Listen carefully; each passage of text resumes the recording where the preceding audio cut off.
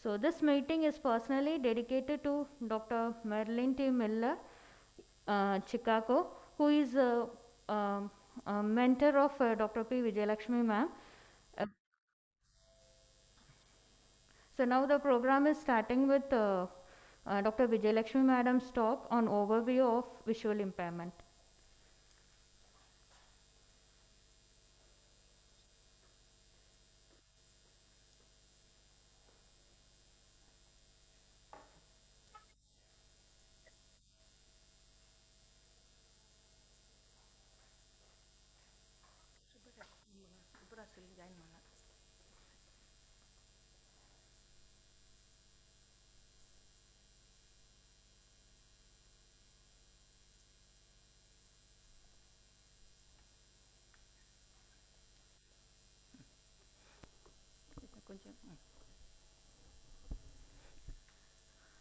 Again, a very good morning to all of you.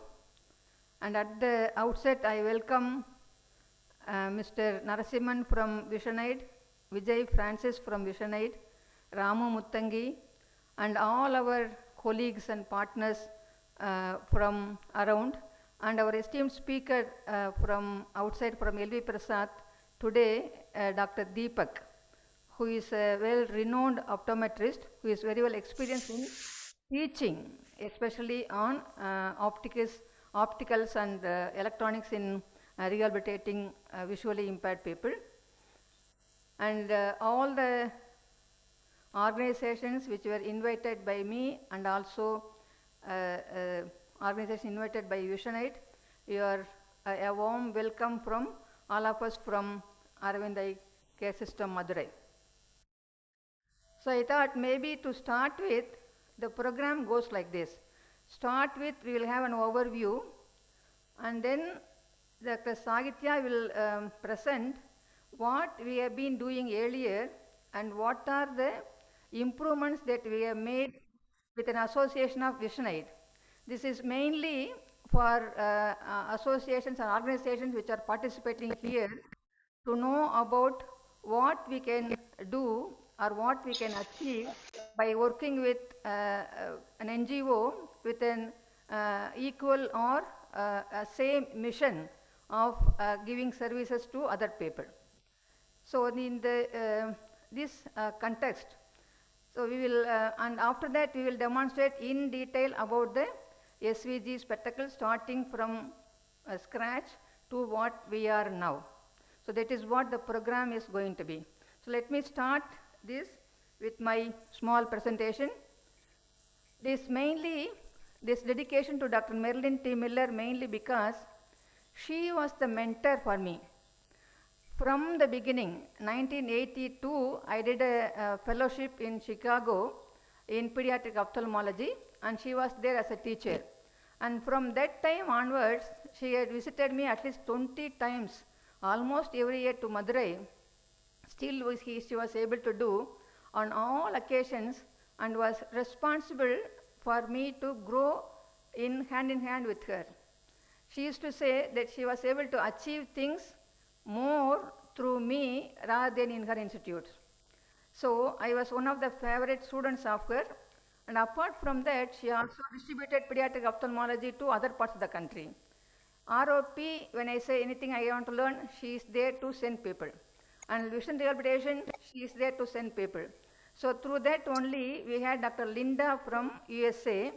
She is 5 years ago, and with her only we got more refined in rehabilitating children. And with Visionaid, we got refined in rehabilitating adults. So I feel so happy to dedicate, she just passed away a few months ago. So I just feel so happy to dedicate this to her on this occasion. So now coming to the subject, we all feel, most of us at least feel, the eyes are only responsible for seeing. It is not so. It is the brain mainly. Just the intact eyes may not be enough for us to see visual processing.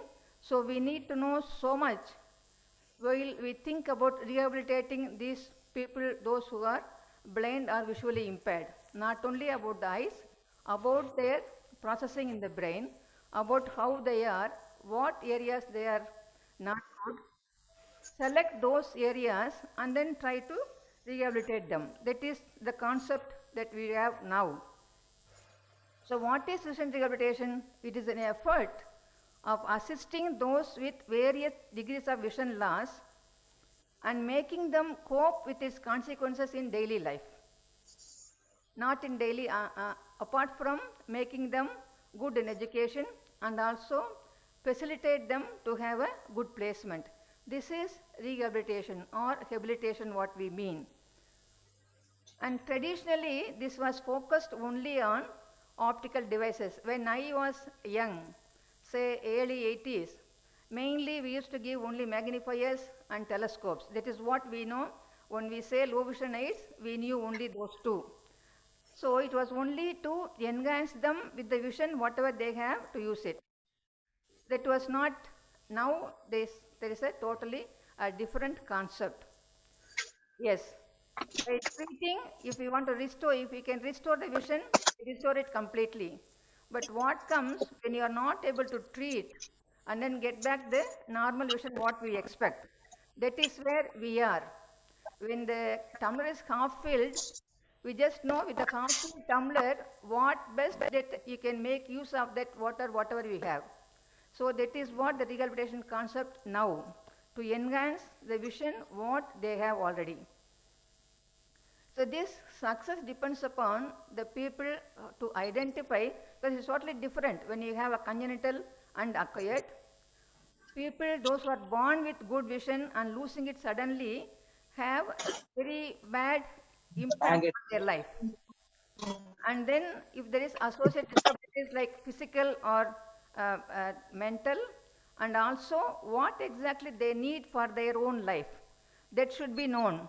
It is not good if some people, a retired person wants only to read, you don't have to teach them a computer. So you don't have to teach them on other telescopes, but he wants to see, read, and then he wants to identify some people standing in front of him. That is what his core is. So identify what exactly their need is, and then if you go towards that, definitely we can satisfy them to a level what they need, and it is more important. We should not force them to use what we have, but we should find out what exactly they need and then go with them. So why we should be talking about it? If you know, this is data from India. I got it in 2010. The prevalence of vision impairment among all ages is 1.05%. If you come to the important or a significant age group, that is 5 to 15 years old, it's about 2.5 per 1,000 population. See the impact of it. And that population is the one we need to concentrate. And right now, this data, what about they say 320,000 children blind, another threefold are visually impaired, must be more now. This was a quite earlier data. But the data says among these 320,000 children and another 800,000 children, only 20,000 children are getting a good education. So the gap, you see the gap between the numbers, what are there in the population and what are being catered in services. That is where that we need to go in and then do what possible by us. Why this is the situation? The reasons are many. Many are not utilizing services, mostly because of a lack of awareness or a lack of professional advice. That is mainly because even people in the field of ophthalmology don't know about what is happening currently in the vision rehabilitation. So our duty now goes to spreading the news to our fellow beings to make this possible to other people. Yes. This is a small example.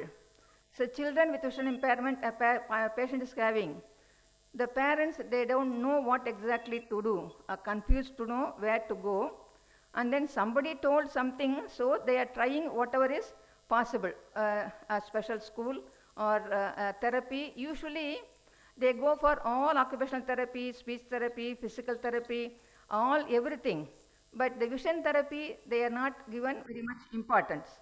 So what happens after some time, they realize somebody has told to go to an ophthalmologist or a pediatrician.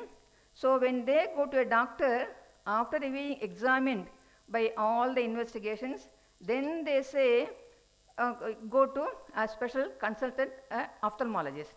Ophthalmologist himself says, your eyes are perfectly all right. I don't have anything to offer you. So still they are confused. They don't know what exactly to do. So this is the situation here. So how to break that situation? How do we act to break this situation, to make more children and young adults to get used to this kind of rehabilitation rather than focusing on 80-year-old. So even though this is also very important. So why this is happening is, again, parents think child is too small, or vision impaired children should be protected.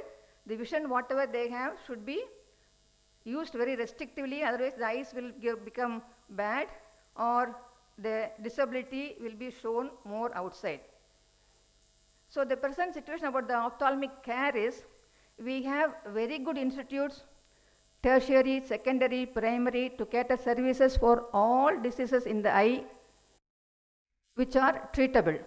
Best ophthalmology has developed very well in our country.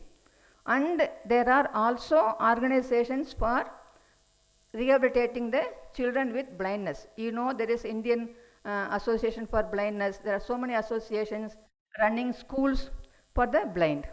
But the category between these two, where they have some vision but not a good vision to cope up with the daily life, those people are left with. So our focus should be mainly on this group from half by 60 to 624, where they are not able to do their job independently.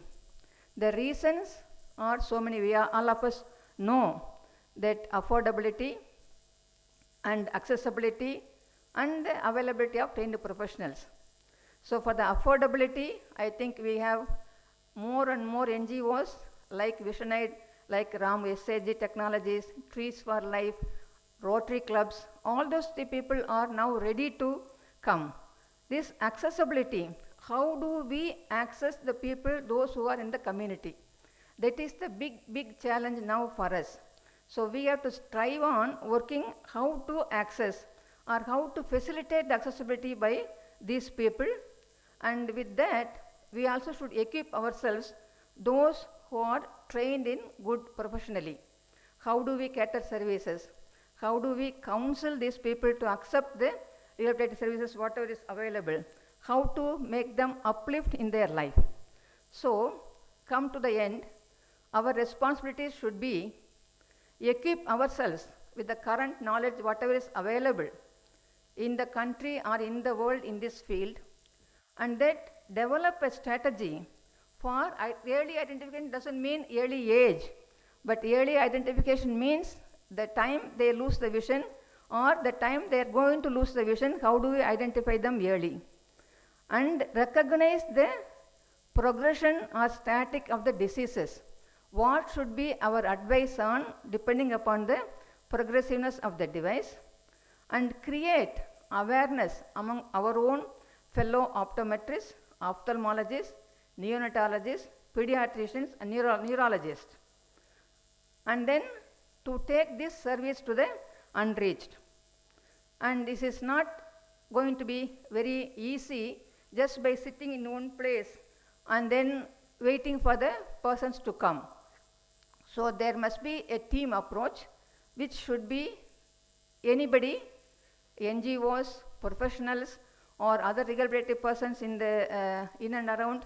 So if that could happen, if we can all join hands with the organizations with the equal and good mission, definitely we can achieve those things possible, whatever I mentioned earlier. And this is what you see Marilyn as. She was responsible to name my institute as Pediatric Ophthalmology. Earlier it was used to call as Squint Clinic. And that Sitapur, Megre was main source, I think, to have squint as a specialty. And then there are strabismologists taking care of squint only. but she made to name this clinic as pediatric ophthalmology, catering services to all children, whatever their problems were. And that is where my passion has become. Yes, I have been able to do treatment for all these children, those who are being treated. But I do see so many children with other diseases or born with vision impairment where I cannot do anything surgically or medically. So what should be we doing? That is how all these things happened, and I am very happy that we are at this stage, but this is not going to be the end. Still, we need to go further, and I do hope with the guidance of all of us, our founders, the heaven will, with their blessings, we will be able to do much more.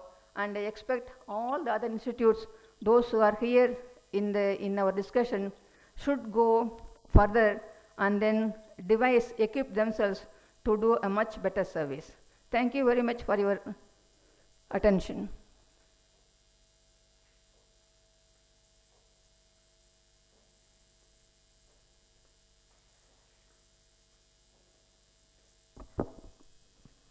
Thank you, madam. Thank you for your clear explanation on the visual impairment, and you made us to understand the responsibilities of each professionals. Thank you, madam. Next talk is Journey of Vision Rehabilitation by Dr. Saitya Bhaskaran, and she is a consultant in the Department of Pediatric Ophthalmology and Strabismus, and the head of the Department of Vision Rehabilitation Service.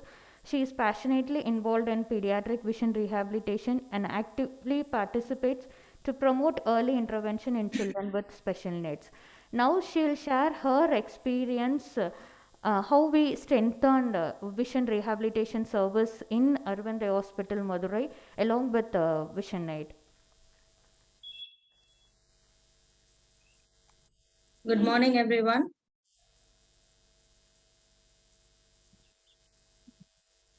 I'm just sharing my PPT. Flora, are my slides visible? Yes, ma'am, it's visible, ma'am. Thank you. So good morning, I'm Dr. Saitya, and today I'm really thrilled to be part of this event. I thank Dr. Vijay Madam for this opportunity and also Visionaid for this wonderful opportunity. So today I'll be talking on journey of our Vision Rehabilitation Center, the Aravind Visionaid collaboration, and how we expanded our services. So what started as a small low vision clinic in a cabin in 1999 with one part-time ophthalmologist and a rehabilitationist grew on to become an independent department, the Vision Rehabilitation Center. And now with the help of Visionaid, we are a proud national resource center. So we started as a team of one ophthalmologist, rehabilitationist, and optometrist, and our scope of services included low vision assessment and functional vision assessment across all age groups, prescribing, dispensing LVDs, and basic training for adult rehab and for children. However, today we are a department with a full team in our own right. We have two ophthalmologists, one rehabilitationist, a special educator, and a couple of trainers giving a full-fledged rehab in the department. And despite being one of the earliest institutes to start vision rehabilitation, we still face considerable barriers and challenges in taking our services to the community at large. This slide was also shown by Madam, and she showed how these affordability, accessibility, and lack of trained professionals is being a hurdle. When you come to affordability, these LVDs are pretty expensive, even the basic ones. I'm not talking about the high-end gadgets, even the basic ones as compared to a pair of glasses, sometimes even to a few surgical procedures, these LVDs become expensive. And also training programs, affordability towards training programs. When patients come to an eye hospital, they come looking for some kind of treatment to restore their sight. They're not really ready, or there's no mindset to afford or to put in so much money or effort for rehabilitation. They don't come into a hospital looking for rehab actually. Next comes access. Whenever they need to access all these services, they will have to walk into a tertiary center. So somewhere in the primary or secondary centers, this concept of rehabilitation is practically non-existent. So when we're talking of these patients coming into the hospital for training or even for a day's checkup, it means 1 day's loss of daily wage, transportation, food, accommodation, everything becomes a financial burden. And lack of trained professional. Of all the hurdles that we are facing, this is one huge thing, because there are lack of trainers itself. You really can't refer them here and there to get trained, because dedicated vision rehabilitationists are only a handful in the country. And when you look at children with multidisability, this becomes even more difficult because we don't have professional trainers or rehabilitationists. This is where Visionaid comes in. And Visionaid is a non-profitable organization which works with a vision to enable, educate, and empower persons with vision-related disabilities. When like-minded organizations converge, the journey gets really interesting. So once Visionaid and Aravind started collaborating, so how did we move ahead? Like you can see, this is the 16-part domains across which they had structured programs for rehabilitation. A few of this we were already providing at Aravind, and there were a few which we had to strengthen. So today I'll broadly talk on these 3 areas where Visionaid helped us expand. The first was infrastructure. Though we had a dedicated department for vision rehabilitation, after Visionaid came in, we had professionals. Dr. Khan visited us multiple times to help us create this department. We expanded the department. We also created a space which was very much disability friendly. We had designated spaces for both examination and for training. And today we are at a very prime location in Aravind, Madurai, with a beautiful department which is fully equipped. And next, coming to patient services, subsidized LVDs. Like I said, LVDs are pretty costly. Degree जब complete की थी ना, तो मैं यहाँ आई थी, तो वही नहीं ज्वाइन किया था। चाह बहुत रहे थे क्योंकि मेरा डिप्लोमा ऑप्टिक्स में था ना, तो बहुत चाह रहे थे कि मैं ज्वाइन कर लूं। Subsidized LVDs. So Visionaid, with the help of Visionaid, we were able to provide subsidized LVDs to our patients.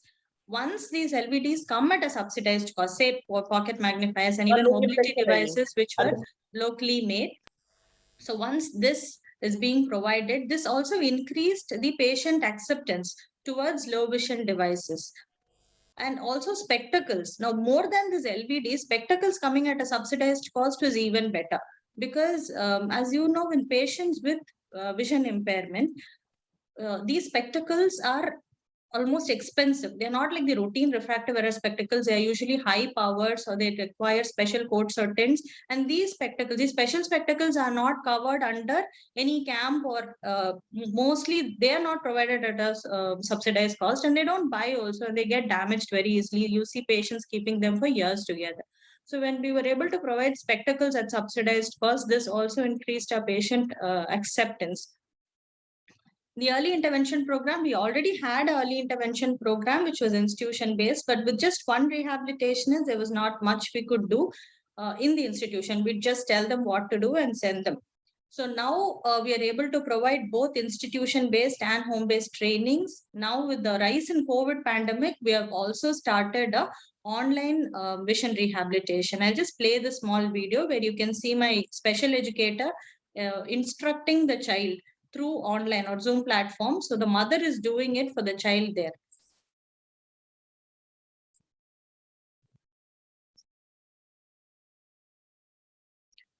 So this is how she's been providing online vision therapy. So during the COVID pandemic, in the first wave, when we were not able to get our patients to come to the institute, we lost a lot of patients and they started regressing back on milestones, and that is never fair.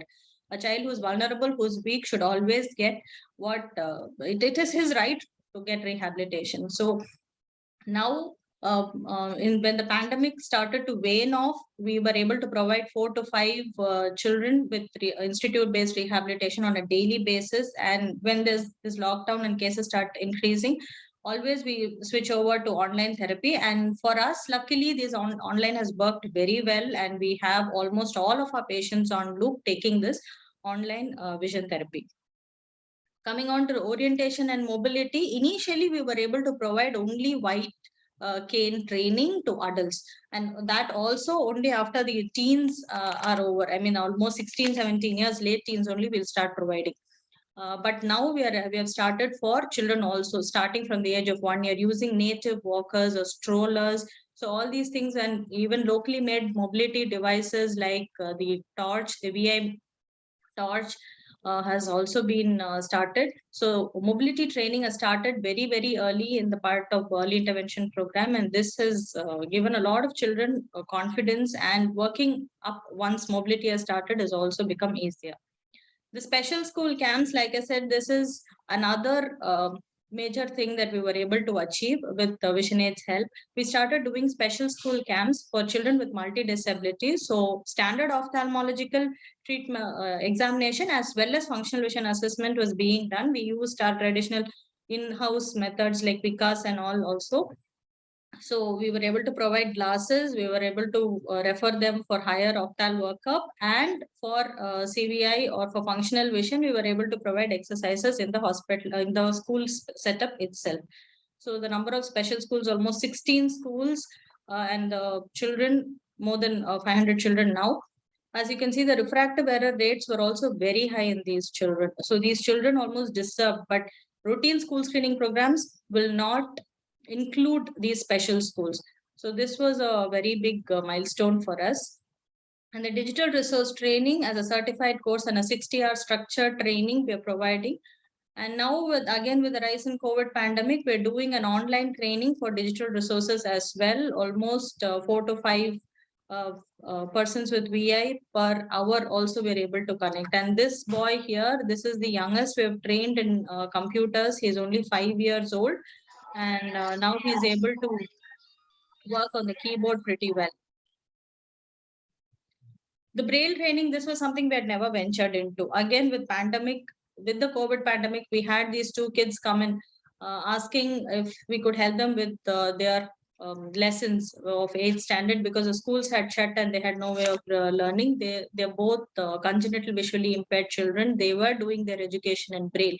So then we started getting Braille typewriters, started helping them with Braille, and now we are able to shift these children to Orbit Reader, where they can read their routine PDF documents or soft copy documents in Braille, and they can also type into it. Now, with help of Visionaid and Riceline Foundation, we are getting these embossed books, because for children with congenital VI, starting concepts early becomes very, very important. So these embossed books with RLF Foundation has helped us expand our venture also into Braille and congenital VI habilitation. This modified kitchen for persons with VI, this is especially for our patients who have become advantageously blind or secondary blind after a few years into their lives. So a modular kitchen, the routine rehabilitation with kitchen base doesn't work for most of our patients, because from rural background, they want to know what they can do in their own kitchen. So we give them a modular kitchen, we give them a stove, which is all those electrical gadgets they don't want. They want to work in their kitchen. So we made it user friendly for them. We wanted to know what they wanted, and we tried to work along changing their own kitchen methods so that they'll start using it. And next, coming to strengthening human resources. So training rehab professionals at Vizag. So our own trainers also get routine trainings at Vizag and update their own skills so that they'll be able to train our patients better. Next was strengthening Aravind low vision services across our sister concerns. Like you can see across the state, we have multiple secondary centers and also tertiary care centers. So we had this capacity building program where each secondary center and tertiary center sent in a team of low vision people with one MLOP or an optometrist who was going to take care of the low vision department and also the ophthalmologist. And we had a 3-day program where all our existing services were being transferred to our sister concerns as well.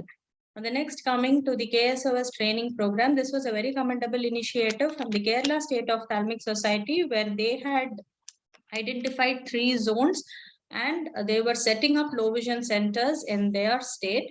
And we started with three major hospitals, and we had their optometrists for over a month who were trained, and then they started their own vision enhancement centers in their state, and now they train the other centers as well.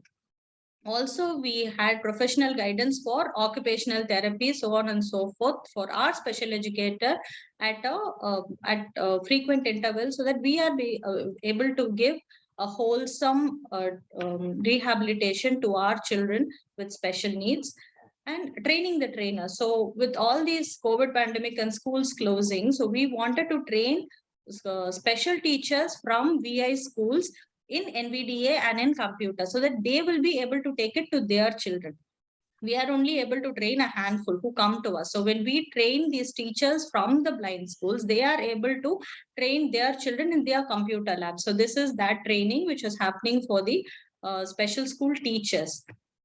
And the continued medical education CME programs, where we started exhibiting our vision rehab services. We also put out a lot of exhibits where our own doctors were becoming familiar with the services that were provided. Otherwise, this is one department where nobody knows what is happening. You send the patient and the patient goes home from there. They never go back to the doctor and say that I got this or I got that. Doctors also don't ask. So now that we were able to tell our own fraternity that all this is happening, so if you have a patient, you can always send to us. So this CME and other conferences, now even on the virtual platform, we continuously keep exhibiting that these things are happening in the department. So please keep sending patients to us. And the Visionaid Musketeer Scholarship, where even after the basic training program that has been provided, Visionaid still handholds all our patients and persons with VI, covering all costs of an extensive 6-month residential training program in computer applications, mobile technologies, coaching for banking and soft skills, spoken English skills, etc. This is also being provided, and every patient who comes in for training keeps getting these brochures from where, I mean, if after finishing this basic course with us, they can always take it up with Visionaid for advanced training. Now the feather in the cap is Smart Vision, which is a wearable device incorporating artificial intelligence, machine vision, and machine learning to recognize objects, read text, recognize faces, and navigation. Now this is being dispensed at Aravind, and with Visionaid's help, this has come into the market as well. We had only one such device, which is Orcam, and which was priced at whopping 4.5 lakhs, which was not affordable to anybody. So now we have the Smart Vision, which is very, very affordable, around 25 to 30,000 a piece. And this has worked very well for so many patients, for so many young adults, and also children, even children with learning disabilities are benefiting from this product now. And now recently, this was a program that was held by Vijay ma'am and Aravind, the Smart View through Technologies Eyes, where all these people with visual impairment were provided with smartphones. This was just held on Jan 4th. So this is how, like I said, when like-minded organizations converge, the journey becomes very rewarding and very interesting. And this journey is bound to continue. And at this point, I'd like to thank Visionaid for helping us expand this far. And it's not thanks, it's gratitude to Vijay madam for thinking at such large, it is almost like not many people would dream of creating such a big rehabilitation center and try to expand and seed vision rehabilitation centers everywhere. So what she's doing at this stage, being a driving force, is very, very commendable, and it's only gratitude that we have to express. And to end, my favorite quote: when you treat a disease, you may win, you may lose. But when you treat a person, there's no other way. There's only one way, and you win, no matter the outcome. So thank you so much. And thank you so much for the opportunity as well. Hello, good morning, everybody. This is Narsimhan from Visionaid, India. Welcome to all of you. Especially thanks for Dr. Vijay Lakshmi and Dr. Sahitya for such kind acknowledgement of the role of Visionaid in providing the rehabilitation center facility at Aravind Eye Hospital, Madurai. We are very, very proud to partner with them. They are the first eye hospital partner of Visionaid in India. Okay, thank you very much and welcome all again. We now wait to hear Dr. Bagga.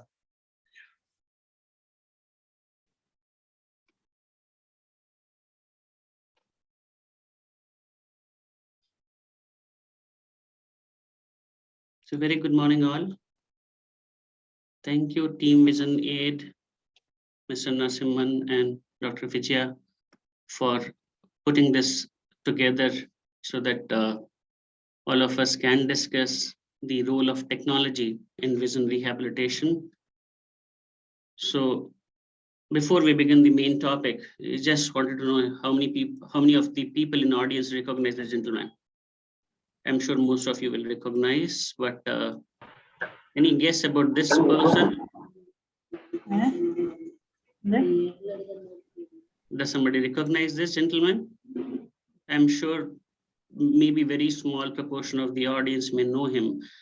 So he's Ajay Kumar Reddy, captain of National Blind Cricket Team. So it's not the topic that who plays what, but what makes difference here is that when a disabled person achieves also, it's not despite their achievement, it's not in the mainstream, it's not promoted similarly, it's not projected similarly, and we also conveniently ignore it. So what we will be focusing on that what are the functional implication, what is the role or objectives of low vision rehabilitation. Some component already Vijay ma'am has covered it. So we'll be focusing on further the role of assistive devices. How does it fit into the fulfilling the objectives of low vision rehabilitation, and overview of optical electronic devices and what are the barriers. Again, some of the barriers were highlighted in the previous two presentation by Dr. Sahitya and Dr. Vijay. So it's very important to understand this framework which is given by World Health Organization, which we call as International Classification of Functioning, Disability and Health.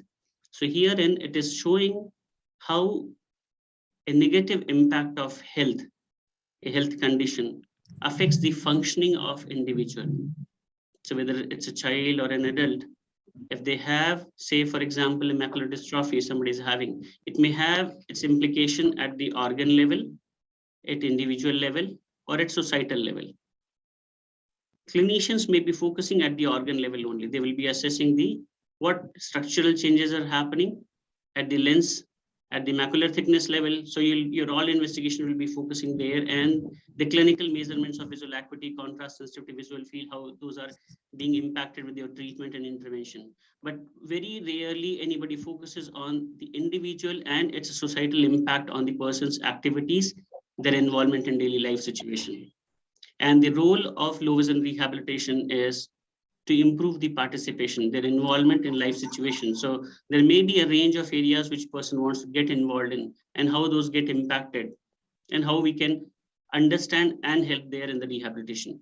Further, it is important to know that this participation, which is our ultimate goal, may not be just influenced by the health condition or a disease or disorder. It may also be impacted by the person's own personality, their own interest, and also various external factors that may be influencing, and combine these two we call as contextual factors. We'll look into each of this.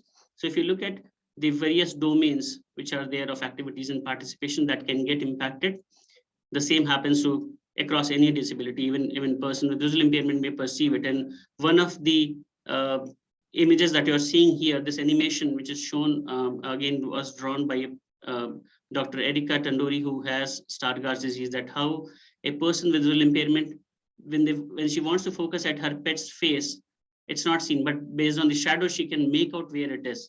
But when she goes in the kitchen to chop vegetables, seeing all three things together in one plane, seeing the knife, seeing the tomato and all those things, it may be very hard for the person because the central scotoma comes in between and things appear and then disappears, and it may be so much challenge for them to do those simple tasks that may be much easier for you to perform. So it may be related to multiple areas that person may be facing, and if those are not identified and addressed, what may happen is it may be emotionally distressing, causing anxiety, and there is about 30% of the people are at risk of depression. So it's important to identify, address it, and that is where vision rehabilitation plays a role. And it's a process to improve and maximize the function so that a person can enjoy doing day-to-day activities independently and enjoy optimum quality of life. So American Academy of Ophthalmology in the vision rehabilitation preferred practice pattern, they have listed very specific objectives of low vision rehabilitation. And very first one is maximizing access to printed material, because most of the people will complain about reading as a challenge. Reading print is a challenge.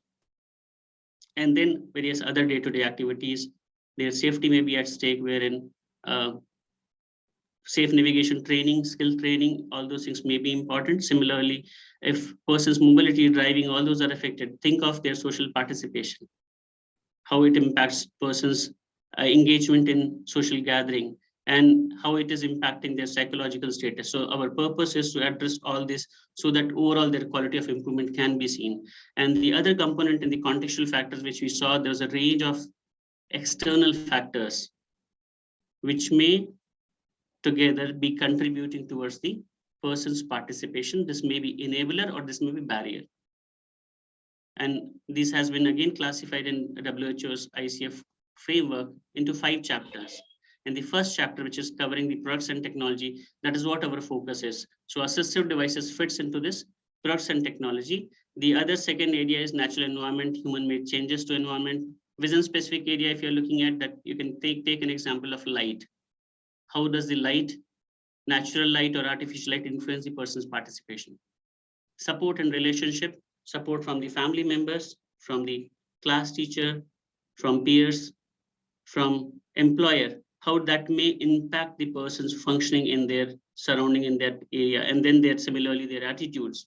Services, systems, policies, there are government policies which may be enabler. There may be certain things which may be working as disable barriers. So we need to identify and address also those areas or modify factors for improving the person's participation. That is the ultimate goal. When we talk about assistive technologies, an umbrella term covering the systems and services related to delivery of assistive products and services. So how does it help?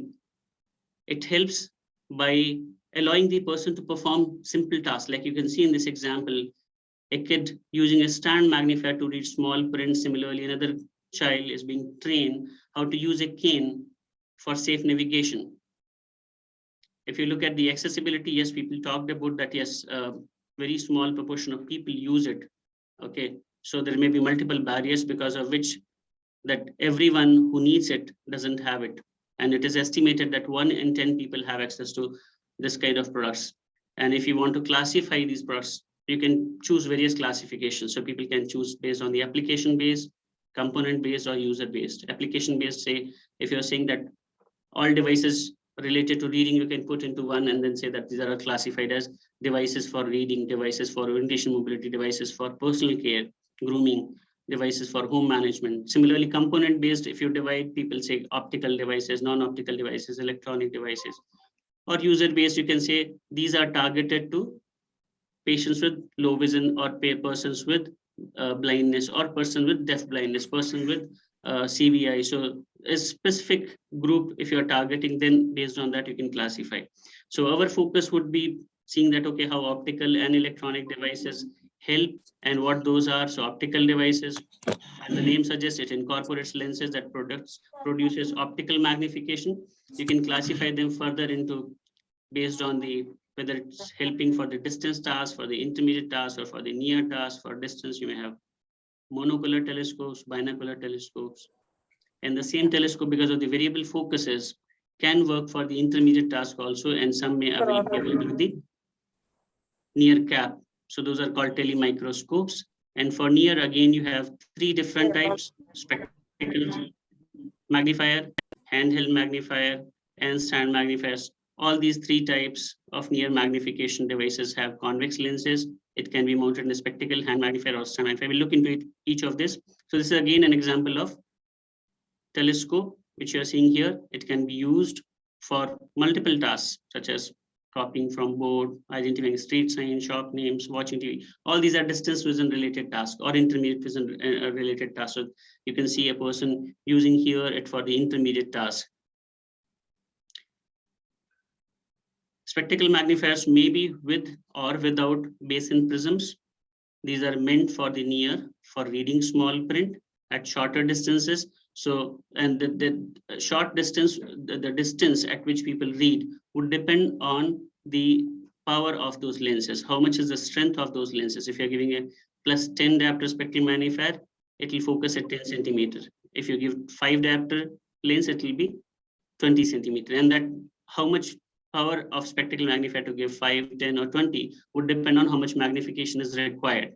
And the advantage of basin prism, where is it indicated, is only those cases wherein the binocularity is possible, eyes are straight, ortho in position, have equal vision, almost equal vision in both the eyes, at least one line difference should be okay. But if it is great difference where binocularity is not possible, this will not work. Again, these are available only in a limited range, up to 12 diopter spectacle magnifier with 14 prism diopter basin prism in front of each eye is the range. That is what you can get. Starting from 5 diopter or 4 diopter to 12 diopter is the range. So there's a limited range which is available. You can't go for very high range because then again the thickness and working distance gets compromised and binocularity may be difficult to maintain at high powered lenses.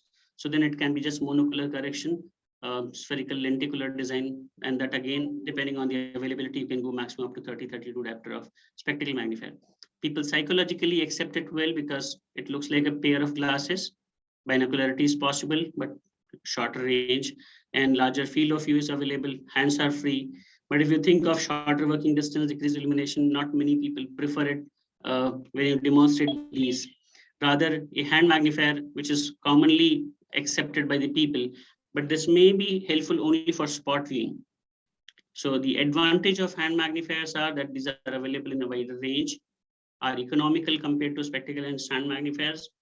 It may be possible to get with illumination, without illumination, folding magnifiers like this. But the problem is those both hands are occupied, one to hold a material, one to hold the lens, and then adjustment, all those things are required. People with the trimmers and general weakness may have difficulty to use it. And if the question is, how do you decide whether illuminated, non-illuminated? You can simply see how the illumination makes difference in person's performance of reading. So when they're reading near vision card or you're given a reading material to use them, check their near acuity and near performance with and without illumination. With illumination, it improves significantly. You can go for the illuminated magnifier. And similarly, your stand magnifiers takes care of the problem of adjustment, wherein a hand magnifier person has to learn adjustment. Herein, lens is kept at a particular distance, and that stand determines stand height is determined by the strength of the lens. So that person doesn't need to learn that. So it's much easier for people to use it. But if you see, it may cause inconvenience because of the posture related issues, because again, high powered lens, like if you're 28 diopter lens, if somebody is using, or 36 diopter lens somebody is using, proportionately, the stand height will be shorter, and to get a greater field of view, lens or lens to eye distance has to be smaller. So person has to come very close to read.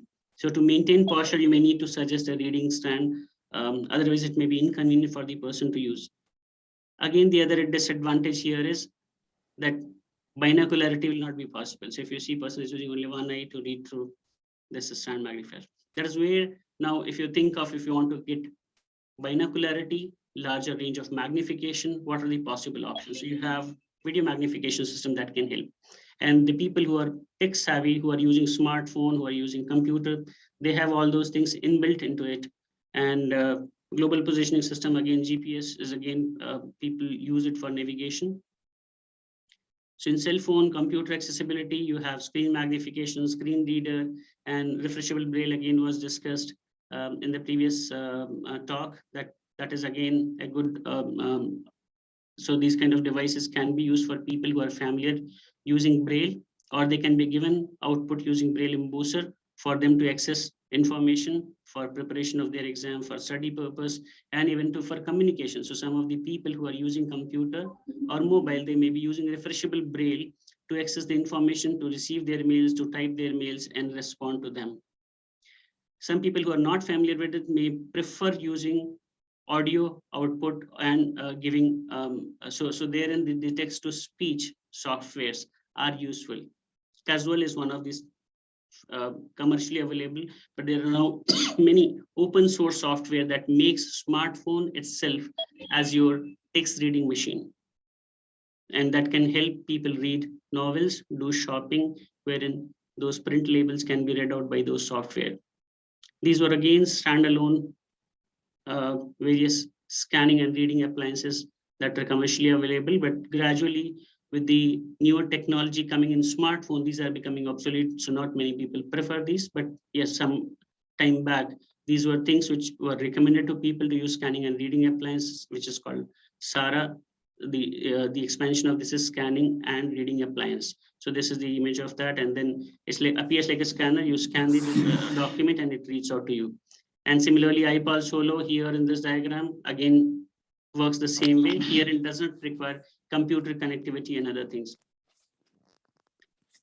Focusing on the video magnification system, herein you have a small CCTV camera that captures the image of printed material which is kept on this platform and projects it on a screen. So you have a screen wherein you can project the reading material which is here, and you can select the level of magnification. You can select the different viewing modes. As you see here, things are projected in a positive, natural way, the way things are being drawn here. Herein, it is shown in the reverse polarity. So based on the person's preference, a person having significant glare issue, you can choose reverse polarity. And this image is of a desktop video magnifier. Here in this XY platform can be moved, and then so that person can read it and write it. Similarly, reading, writing, and drawing diagram is possible here. You can see the camera is located here. And these are preferred by people who are engineering student usually. But considering the economic solution, now you have this mouse camera. So under this mouse model, you have a small camera that can be connected to any TV for achieving the similar magnification. So you can have magnification ranging from 20 to 40 times. Still the binocularity is possible. Normal viewing distance of 50 to 70 centimeters is possible. People can change the level of magnification based on their requirement, which is not possible with the optical devices. So this enables people with the even moderate to severe visual impairment to continue in the mainstream using these technologies, these gadgets. Now, people may be thinking that how this desktop and mouse model, these are nice to see, but these are not portable, can't carry it in the school. So for college going student, you have several options, and Visionaid is helping us to get these at lower cost. And these you have in the various dimensions available, starting from 3-inch screen to 5-inch screen. You can have various viewing modes similar to your desktop video magnifier, still enables you ranging from 4 to 32 times magnification you can get in these portable video magnification devices. Binocularity is possible, very much compact, battery lasts for 3 to 4 hours easily, and people can use it for longer duration. There are some devices which comes with a stand, and it also enables for people to write. So say a student wants to use this for writing exams on their own rather than using a scribe. This is possible using a magnifier like this. There are other multitasking video magnifiers with OCR based technology, which converts text to speech also, and can help if you rotate this camera to distance, it can focus things at board so people can read what teacher is writing. It can same way focus at the desk for them to read their own notes. And similarly, this is another OCR based video magnification system, but herein compared to this one, herein you have a monitor attached to it.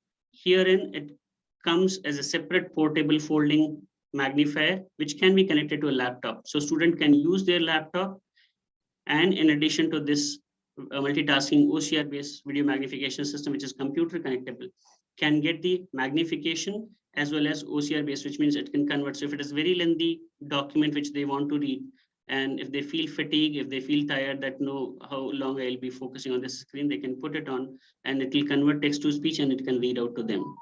But again, people want something as glasses. So that is where these head-mounted video magnification systems have come, like your eSight, OxSight, and your Geordie. So these are again working on the similar principle. You have a small camera here attached, which takes the images and projects it on the screen, which is very close to the patient's eye, and they can change the level of magnification. But compared to optical devices here, because all electronic stuff is there, you have the advantage, you can change the contrast. In optical devices and telescope, you can't increase the contrast levels. You can't change the polarity. You can't change the level of magnification. It's fixed either 4 times or 5 times, whatever you have calculated, you suggest that. So understanding, we have a range of solutions, optical, electronic. Now, how is the preference? So to understand that, this randomized control trial was done at LVPEI to see, and we found that yes, children prefer tablet computers was more preferred as compared to conventional low vision devices, which is telescope, your magnifiers, and the things. And the reason was that here in the tablet computers, they can do multitasking, which is not possible with the low vision devices. Here and people can use it for playing games, watching videos, which only the conventional devices just help you with the reading. And use of technology enables a girl write exam on her own. This becomes a news. This is something bothersome, because why it should be news if it is mainstream and if it is right of the child, which is available since 1995, equal opportunities, protection of rights, full participation, then why this should be news? This should be the practice. And now the recent guideline enables people to carry electronic devices, use computer system for writing exams on their own. They are allowed to use assistive devices, including electronic devices, but still it's not in the practice. Not many people are aware. So so previous presenters also pointed out, it's the awareness, lack of awareness, availability, affordability, all those may be a concern, but affordability to me is not much with Visionaid or other eye NGOs which are coming in and playing and making things accessible, affordable. So the attitude is something which needs to be taken care of, which needs to be addressed. If you see, there is a paper again from Priya Kumar from Aravind. So she looked at what are the reasons for, what are the barriers in utilization of assistive devices. So 53% people with a severe visual impairment didn't prefer it, and non-acceptance was more in younger group. Social stigma, fear of loss of job, low necessity. So these are the main reasons that were cited. And non-acceptance rate was much higher in patients with retinitis pigmentosa. It's a condition wherein there's advanced field loss, and it's a progressively worsening condition as compared to macular disorders, wherein only the central scotoma is there, and then people can still manage. So people with Stargardt disease, so success rate was higher, acceptance rate was higher. And if you see similarly among the devices, electronic devices, the non-acceptance rate was much lower, telescopes much lower as compared to hand and stand magnifier.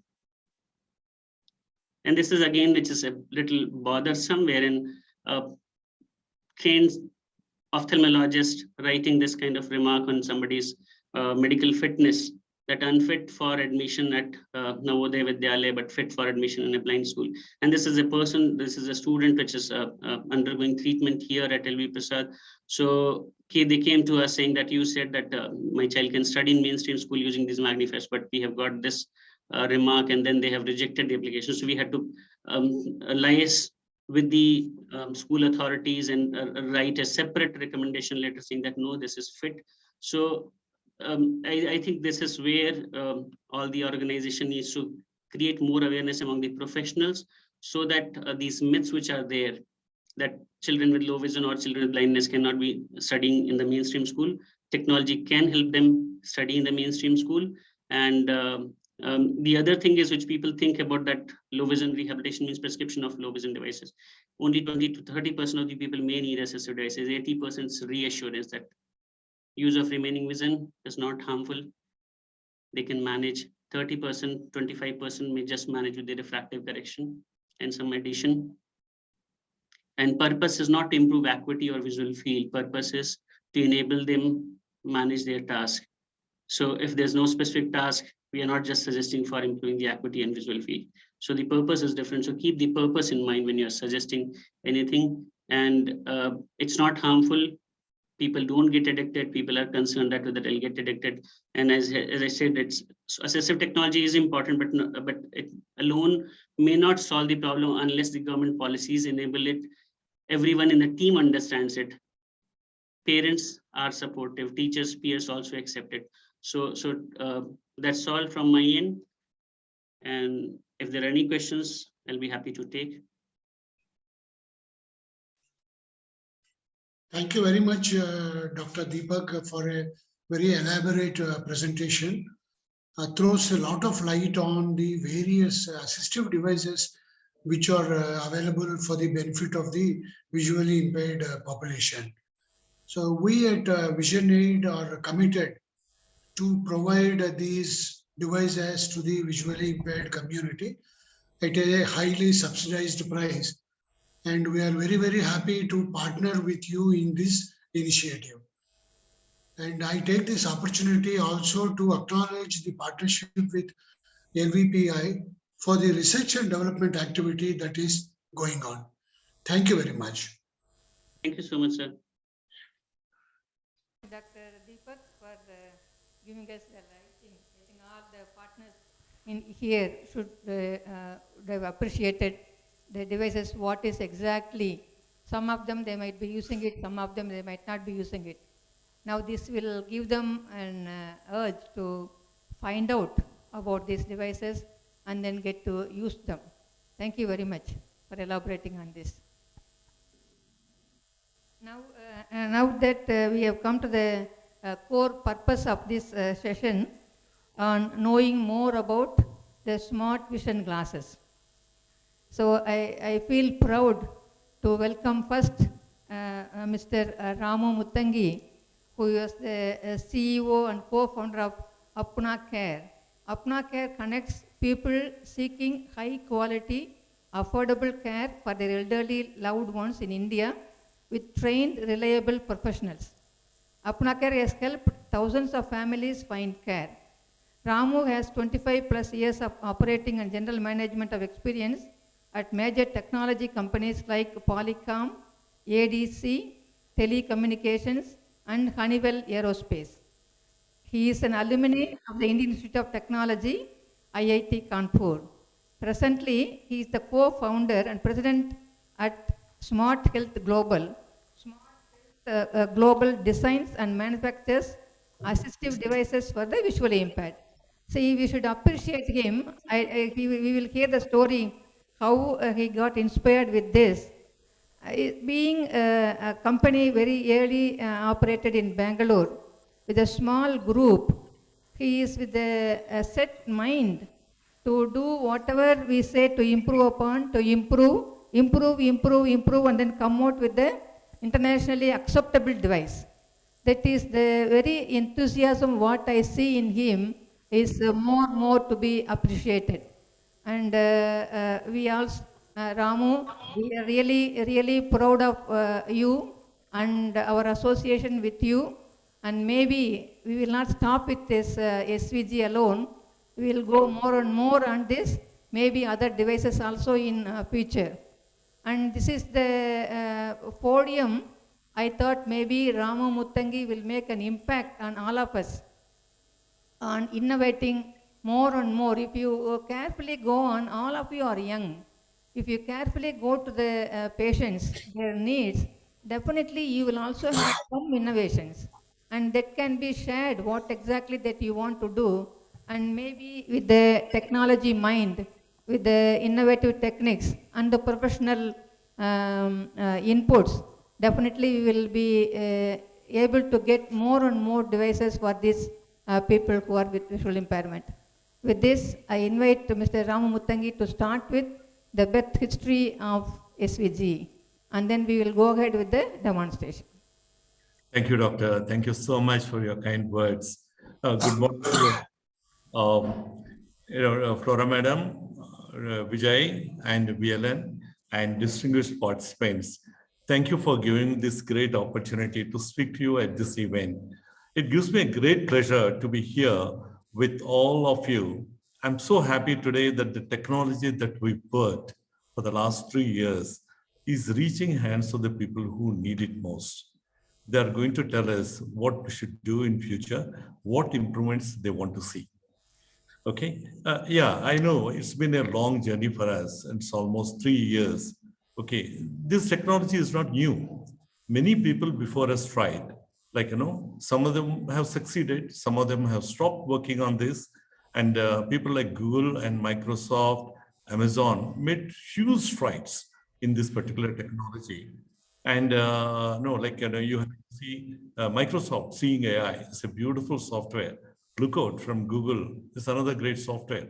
We use many apps from Google today in our this thing. And OrCam is a piece of excellence. So there are many people before us worked on this. So what motivated us to do, I can briefly tell you. Okay, it just happened. And okay, I can't tell you, I can't pinpoint who motivated us and what happened and all that. Okay, of course, I've been reading articles from all these things. And there is a gentleman, Saqib Sheikh from Microsoft. He's one of the guys, he's a totally blind man, but he wanted to do something in this area. And he came up with a small device much before all of, all these people. And of course, he is the one who triggered that thing in me. And of course, there is another gentleman called Raghu, who is an assistant professor at Madras University, who kept pushing me, sir, please do something, please do something. Okay. And now how it happened, I can only remember what Steve Jobs once said. What he said was, this is at a, like a commencement ceremony at Stanford University. It's all about connecting dots. Okay, now if I may show you one small PowerPoint, I'll share my screen.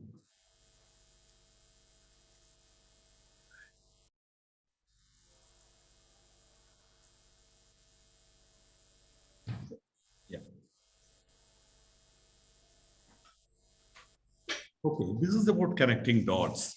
What he said at the time was, you can't connect dots looking forward.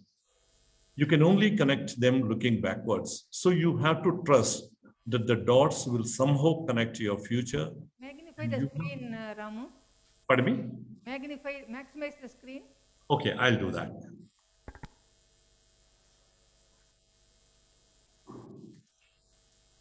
You can see it now? Yeah.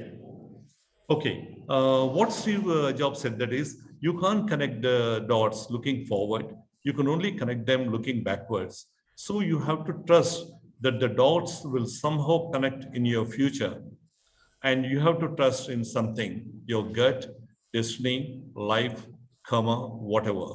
This approach worked for us too. It has never let us down, and it has made all the differences in my life. Okay, so these are the 3 dots that I want to talk about. One is Radhika. Radhika from RCME, Rotary Club of Madras, she was introduced to me by a good friend of mine. And I never met her in person. I never had the opportunity to show her the device. She listened to me patiently, and she brought her team to listen to me and connected me to Aravind Eye hospitals. She made me send the device for evaluation at Aravind Eye hospitals, Madurai. We learned tons of, I mean, like, if the device is in this shape today, I owe a lot to Dr. Vijay Lakshmi and Flora Madam. Okay, and Flora Madam, she is the one who understood it was a prototype. It is still not a production model. She used it consistently and gave us a feedback. If the device is its current state of stability, the entire credit goes to her. Not only she evaluated the device, she is literally guiding us at each and every stage. And of course, Dr. Vijay Lakshmi is her guide. And I know she was the prime mover behind this, Dr. Vijay Lakshmi. And Ram, I can only say about Ram. Okay, it was just a cold call from me. And you can imagine during the winter in the United States, and he is in Massachusetts. Ram understood what we are doing and offered to help set up the production. He asked me very simple questions. Okay, today we are able to buy components and put the things together. Visionaid is totally responsible. Of course, my team like Sheila, Raju, Siddharth, and a whole lot of guys. Okay, the entire team believed that something will come out of it. And today we are moving forward with the development of Gen 3 device that will work everywhere, even in rural areas. We are also making efforts to make it even more affordable. Okay, and then now I'll just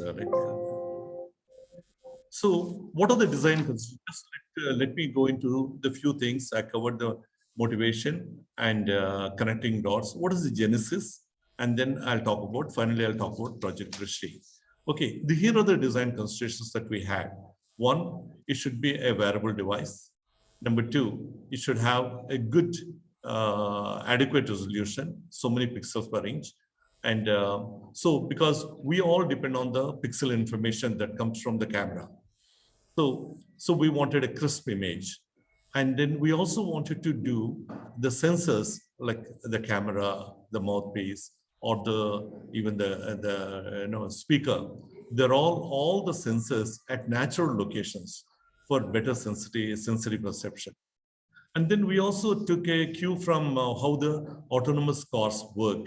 They have LiDARs, light detection and ranging. So this is used for obstacle detection. We said, this is one of the important safety considerations. So we put an obstacle detection mechanism. And then we wanted to have, like a low watt speakers so that no blocking of ears. And at the same time, we wanted to make sure that those speakers are not a nuisance to others. And we also had this thing like should work with or without internet. And then, of course, it should be lightweight and optimized algorithms for minimum response time.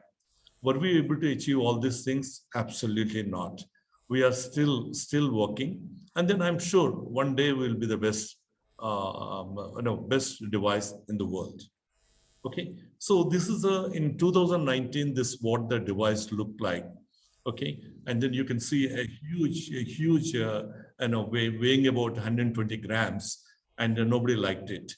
Okay, this was in 2019, and this is in 2020. It's better than the previous one, and like we tried out in some of the blind schools in Bangalore. And this is in 2021. This is a Smart Vision Gen 1. Okay, Flora Madam and Viola Ma'am, they all know about this. They evaluated this particular equipment. And then now it is, now we have only one side and then weighing about 47 grams. Okay. And these are the things that we have various versions that we. Pardon me? Hello. Yeah. So the first one is double-sided and internet dependent. The second one is single-sided and internet free, and it works in two modes. In future, we want to put it inside the frame itself. I'm just weighing the options, whether to put it, make it a small a device, just clipped onto the spectacles or inside the frame. Okay, so this is where we want to bring it by June 2022. And of course, this is how it works. You have a pair of glasses and it's connected to the mobile phone, and the mobile can also reach the cloud. So, but the way we decide our logic is, if we get a good, either identifying things around you or OCR or facial detection, if the confidence factor is less than 80, then we go to the cloud for better algorithms. Okay, and so this is the person who is pushing us or helping us a lot is of course Visionaid. Without all this Dr. Vijay Lakshmi's and Flora Ma'am and VLN and Vijay and also Ram and the Project Drishti. They are the people who has started the whole thing, but they're also constant. Now they're giving us the needed money to make the devices. Okay, today they issued us about 300 devices, 300 devices over 10 months. So every month they want to find beneficiaries. So once they find beneficiaries, they tell us, supply these devices, we do it to them. And in addition to that, there are a lot of people who are coming to us and then sent by Flora ma'am. And also we word of mouth, a lot of people have seen this Hindu Hindu coverage on August 16. And we keep getting calls, and there are a lot of walk-ins into our labs. Okay. And then these are the various things that the Project Drishti had done. The first function was on August 16 at Madurai, Aravind Eye Hospitals, Madurai. And the second one in September 17 in Chennai, Aravind Eye Hospitals, Chennai. And this is the one. And then here are the beneficiaries that I think most of them, they're all happy users. That's what I can say from the feedback I get. And I just wanted to show you the slide. Why I want to show you the slide is India has about 1.6 children in blind schools. Look at their hands. There's no book in their hand. What they hear is what they learn. But if we can give them some way to read a textbook or read a book of their choice, just imagine if each one of them have 40, on an average, a 40 years productive life, we can easily add 64 million productive years to our economy. So my focus, personal focus, and also my team's focus is to help these blind children to get something to make it read, come up in life, and then as much as sighted people, and then be in good positions. Okay, that's all our effort. We want to make it, with all your help, we want to make much more useful device and also more affordable device. Thank you all for involving us in this noble cause. God bless. Thank you.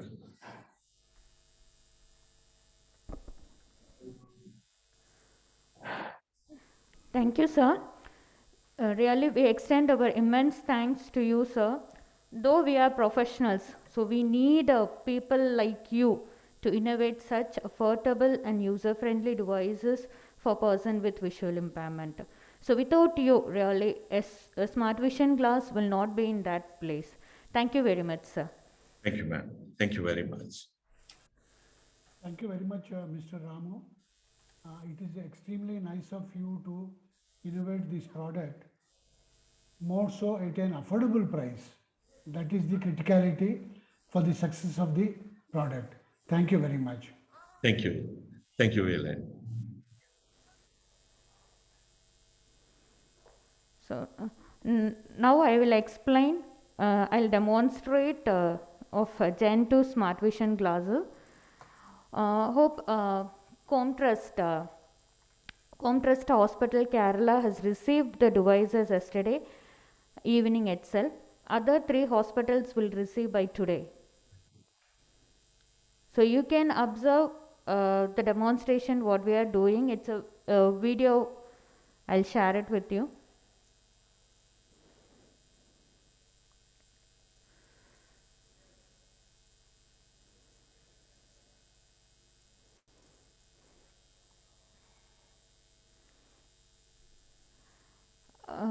See, this is the first model that SHG showed to us. So we I'll explain you how Aravind got into this. So 2019, during this COVID started time, so they have approached Chennai Aravind Hospital, Dr. Aravind sir, through RCME. So Aravind sir gave this opportunity to Madurai Hospital. Thanks to Aravind sir for having the confidence on us and giving this evaluation project to us. And this is a model they've shown to you. They've shared all the papers to us during this vacation time. So we have evaluated and we have given our points to them, SHG, and we have asked them the prototype. We want to evaluate with our patients. So then only we'll accept like that. and they have given this product, so which has two mechanisms. Initially, it is attached with the tapes. The first mechanism has switch on off and charging portal and the speaker too, and the second portal, that's a main mechanism which has a camera and flashlight, because lot of visually challenged people have problem in working in dim illumination. So, and this will help them. Lot of products which will not help in the dark illumination. So for that they have added the flashlight, and the main portion is this, and it has a braille letters. So each letter indicates the working option. So first letter is T, which is written in braille, which is really helpful to the visually challenged person to identify what exactly the key what they are pressing it. And things around you mode, so which will help the person to understand what all the things around them in their immediate environment. And the second mode is reading mode, which indicates in a braille letter R, so which will help to read all regional Indian languages, 73 languages, and it includes the handwritten materials also. If it is legible handwriting, it will help them to read it. And the third option, which is written in W, braille letters, which is walking assistant, so which will help the person to find the obstacles in front of them. And the fourth option is facial storing, so which will help to store their known person faces, and when they are coming across in front of them, it will indicate, it will let the person knows, this SVG let the person knows like this person is coming in front of you, like that. For that we need to store the familiar faces.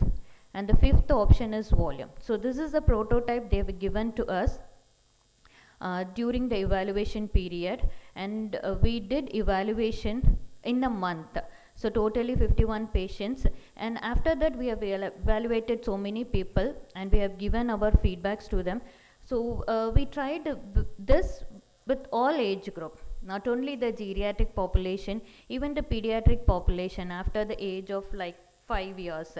Now the kids are so smart, they knows to access their mobile, and it is easy for them to access this smart vision glass too. And we have tried, we have given our feedbacks. With all the feedbacks, we have found beneficiaries. So we should know as a professionals, like what kind of a patient this will helpful. So that guidelines we have found. So person with less than 6/60 to no PL. If they are more than 6/60, they'll be mostly comfortable with the low vision devices. So those who are comes under 6/60, they'll be benefit, they'll be more comfortable with it. And person with restricted field effect, and children or adults with learning disability or CP with good cognitive skills, this will be easy device for them. And person with advantageously blind people. So already you people know, like psychologically they'll be so depressed. You Hello. Sorry, ma'am. Can't see nothing on our screen. Hello. Hello. There is no slides, no visible slides. Is it visible, sir, now? No. 1 second. We can see it. Previous. We could see it. We can see it. Now is it visible, sir? Yes. Yeah, we are able to see that. Okay. Fine. No, ma'am. We cannot see anything.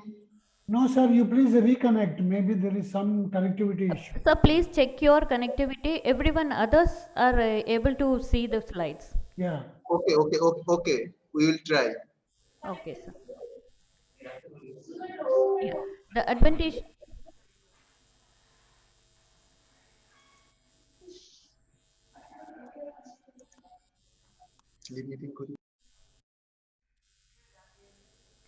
Sir, are you able to see, sir, now?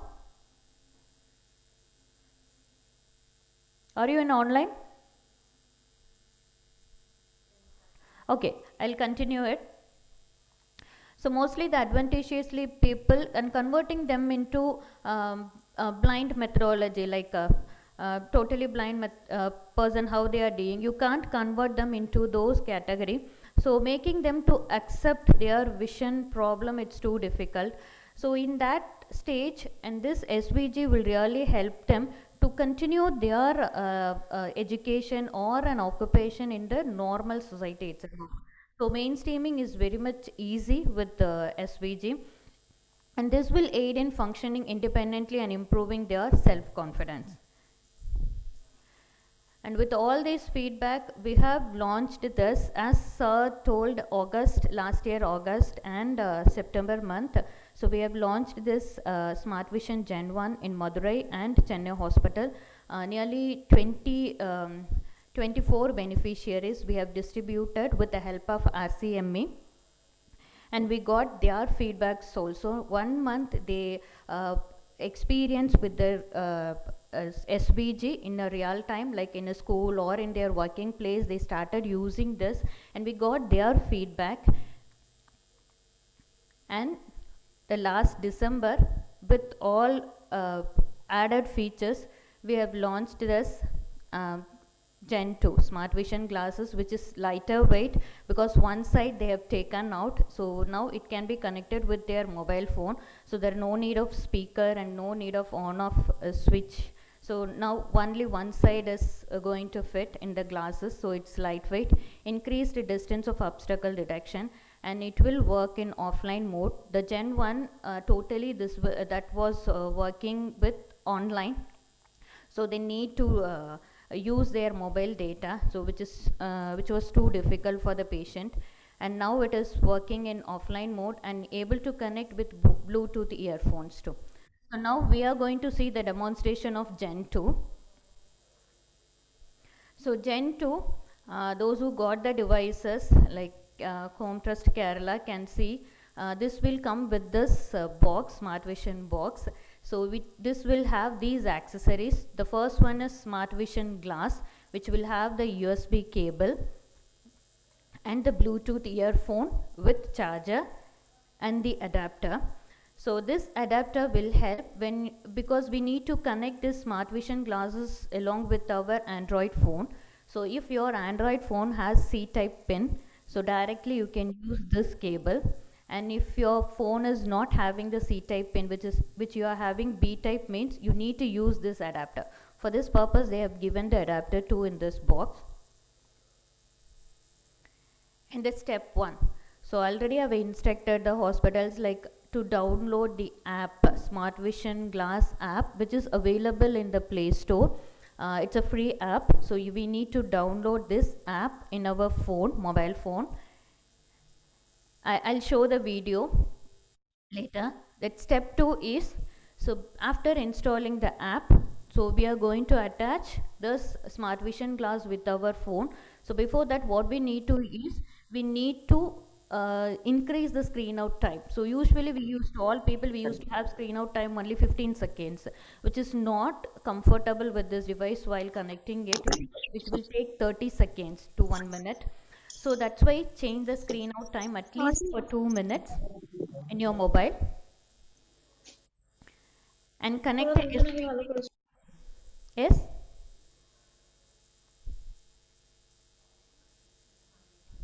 Okay.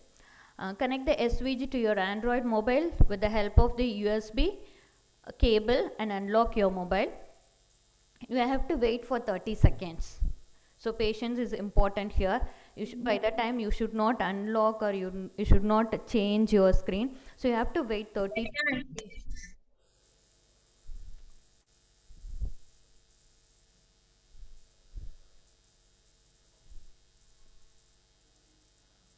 So after connecting your cable, the screen will show for registration, the screen. So you have to give your mobile number, email ID and name.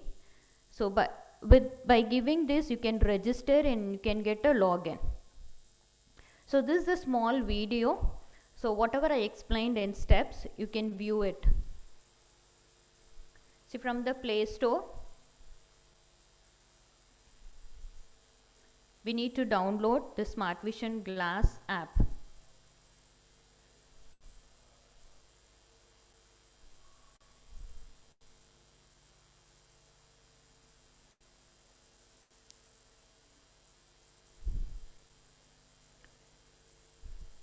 So you have seen the Smart Vision picture on the app.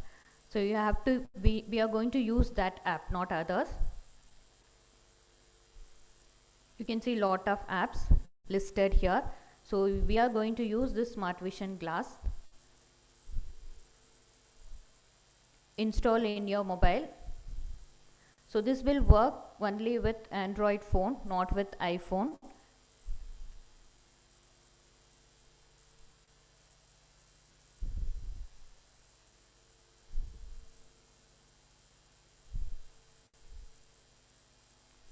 So after installation, so as like other apps, it will get your permission to access your contacts.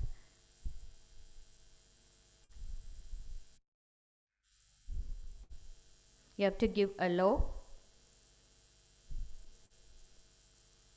And after that, you have to connect your Smart Vision glass. That USB cable, you have to connect it with your phone. And wait for 30 seconds. Just give OK. Smart Vision connected. So after 30 seconds, you will get New this. update found. Please wait and do not unplug your Smart Vision device until we update it. You have to wait for updation.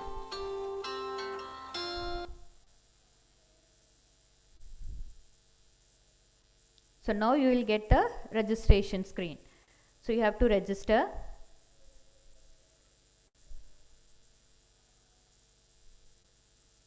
With your mobile number, email ID and name.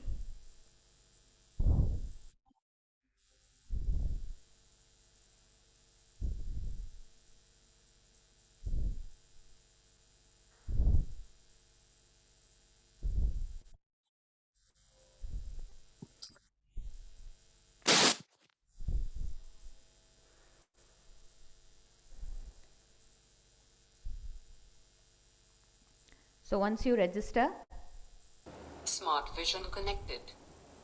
Hi, Jayati. Have a good day with Smart Vision glasses.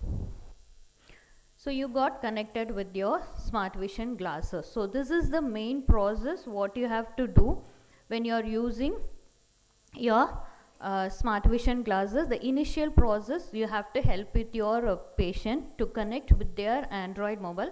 Once you have done the connection, then it will be easy. Again and again, no need to do all this process. So the second time, third time, only they need to plug it on the USB cable. That's it. Okay. So this step 4. See, for explanation, you are not going to use, privacy is not needed at that time. When your demonstration, you have to use, you can use your smartphone speaker itself, so which the patient can also hear what you're doing exactly, and you can also hear what is happening for the patient in the outdoor. So if they want privacy, if they are listening, if they are reading some books, if they need privacy, you can ask them to connect with their Bluetooth earphone. So before using it, the first time they have to do full charging, and then they have to connect with their mobile, as like what we usually do, the Bluetooth connectivity we need to do. And then you can instruct the patients whenever they need a privacy, they can use this Bluetooth earphones. And as I told you, like things around you, the next after connecting your devices, now the device is ready to use. Pressing the first button, letter T in Braille, the camera focuses and captures things in front of the user. The desktop computer sitting on top of a desk. And interprets them as audio messages through the speaker. It also detects human faces in this mode. If a person coming in focus, the person smiling for the camera. Yeah. So this is the things around you mode. So by pressing the first button T, so you will able to identify the things surrounded you and the persons. It will work in offline mode as well as online mode. Approximately this will detect around 2 to 3 meter distance objects and everything. So the second option is R, reading. By pressing the second button, letter R in Braille, the speaker will start interpreting the reading material kept in front of the camera. Reading now. வெங்கடசாமியின் வாழ்க்கை பயணம் பற்றிய விழவேள்வி படித்தேன் என்னை மறந்தேன். So the reading mode will nearly 73 Indian languages you can read. So but the instructions will come in only in English. The reading materials you can use the different language reading materials, even handwritten materials too. And by pressing single tap on the same R button, you can pause and restart your reading, and double tap will repeat whatever you're reading it. And third option, W, it's walking Pressing assistance. the third button, informing about the obstacles come across within the proximity of up to 2 meters. So this will let the person knows what exactly the obstacles in front of the visually challenged person. Usually if you see other gadgets that will not work when the glass door is there in front of them, but this SVG will work. It will indicate the person there is a door, glass door like that at 3 meter distance. And if the person switch it on this mode, automatically it will let the person again and again, they no need to press the walking assistance to find the obstacles. Once if they pressed it, it will be in that walking assistance mode. Continuously it will let the person knows if they are approaching any obstacles. If there is no obstacles at 3 meter, it will be silent. And the fourth option is facial storing. Pressing the letter F in Braille, the device will be on facial storing mode.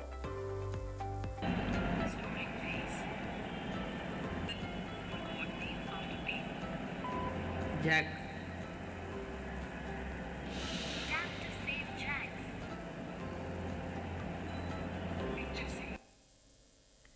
So this will help you to store your known faces, familiar persons' faces. So when they are entering to your home or office, easily you can identify it.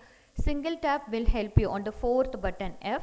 Single tap will help you to store your person's face. And if you are doing double tap on the same fourth key, it will lead you to the tutorial mode. So which will help you how to connect the smart vision glasses, how to work. The total manual, you will get the audio output. So the person himself can do all the connectivity, everything. So with the help of this tutorial. And if you are doing 3 taps on the fourth button, help desk, that will take you to the help desk. So the help desk in the sense, previously in the first version, if the visually challenged person has any problem in accessing the smart vision glasses, they have to call us or they have to call SIG to rectify it. So calling them, it is difficult for them. So what now they have done is, by doing the 3 tap, automatically it will go to help desk. They can register their messages, they can record their messages, what is their exact problem. So what cannot do with the SVG. So the SHG team will get the audio message, whatever they have recorded, they will act immediately on it. So that's why we are doing login with our phone and email ID. So they will reach you over phone. And if you are doing 4 taps on this fourth button, it will give you the warranty period of your smart vision glasses. And the final thing, so in Gen 1 I explained you the 5th button is volume adjustment. You can do increase the volume or decrease the volume. As with this Gen 2 they have given Bluetooth earphone. So the volume adjustment we can do with the earphone itself. No need of a separate button. So what they have done is the volume button is V. So now they have changed into standby mode. So when you want to change over from one mode to another mode, like first things around me mode, from to reading mode,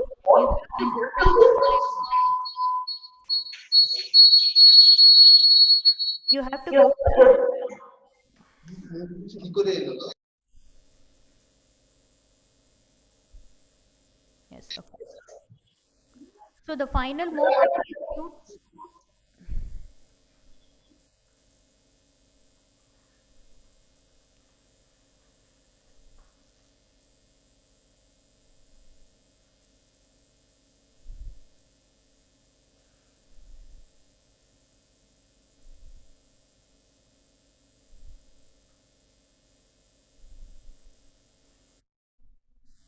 Okay.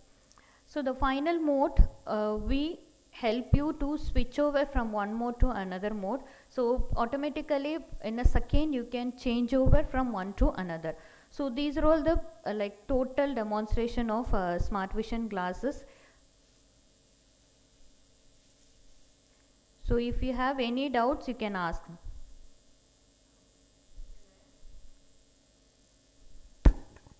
Thank you, Flora. You will definitely will have doubts about it, I am sure.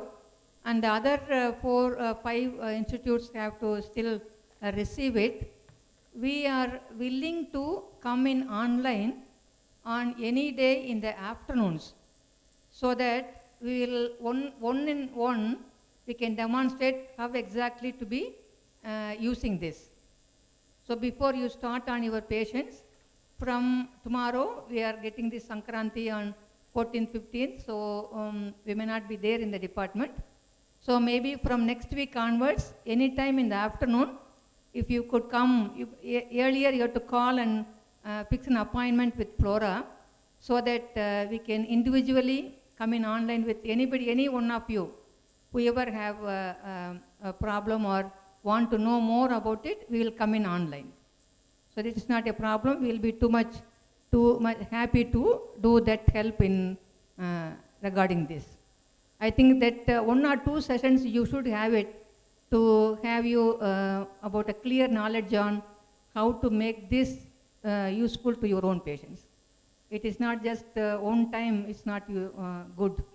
You will know now the basic points, but actual usage you have to learn on online. That is what we wanted to have hands-on in the physical presence meeting. That 1 hour we did, we'll have a table for each institute, and then we'll demonstrate them that for unfortunately we could not do that in that way. But now we will do it online. That should not be a problem. Next week onwards, from Monday, whichever people want it, you can fix time by tomorrow, day after. Each day we will give you one institute, and then we will start practicing. I think we are correctly going on time. Now I request Mr. Vijay Francis from Visionaid to talk to us about their role, so that all of us and mostly the newcomers will know about what is Visionaid doing in the country and what way they can be connected to them. Vijay Francis. Thank you, Dr. Vijay Lakshmi. Good afternoon to all of you. I'm really honored to be part of this wonderful event. And I'm actually speaking, in the midst of giants in the space, ophthalmologist, ophthalmic rehabilitation specialist. I'm a newcomer to this space. Actually, I've been working in this space for slightly more than a year now. What I'll do is I'll take about 15 minutes to give you an overview about Visionaid, our role in the area of vision rehabilitation in India. Visionaid's mission is to enable, educate, and empower people with vision impairment so that they can live a life of independence and dignity. With enable, what we are trying to do is we are trying to bring in rehabilitation services and affordable low-cost devices to people with vision impairment. Through Educate, we offer a comprehensive set of training programs that will help people with vision impairment to develop skills, as well as training programs that can help them, find gainful employment. And with the Empower, we try to provide the tools and skills that are required for people with vision impairment to succeed in the chosen profession, whether it is in this education space or in the professional journey.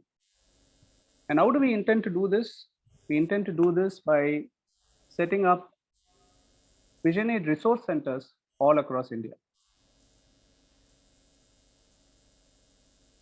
Visionaid was founded in the year 2004 in Visakhapatnam in Andhra Pradesh. And the founders were Mr. Ramakrishna Raju and his wife, Ms. Revati Ramakrishna. In the initial years, Visionaid was focused primarily in serving the cause of the vision impaired in and around the Vizag region. But over the last few years, we have expanded our scope and we today serve people all across India. We have a pan-India presence. And Visionaid has two mirroring organizations, which we call as the Visionaid USA, which is led by the founders. And then we have another organization in India, which is called Visionaid India, which is led by Mr. V.L. Narasimhan, who is the member secretary of the organization. Visionaid by far is a largely volunteer-driven organization. Almost all the board members and team members, both in USA and India, are 100% volunteers. But in India, we also have Visionaid as a combination of volunteers, paid staff, and partners. The focus of the US organization is primarily towards defining the strategy and fundraising, whereas the focus of the India organization in terms of running the programs.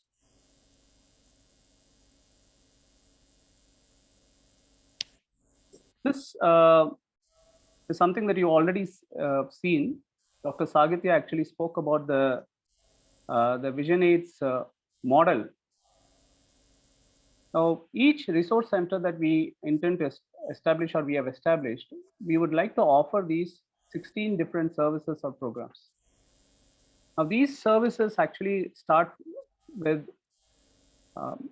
functional assessments or low vision assessment or early intervention programs, and then providing assistive devices at low affordable cost for people with vision disability.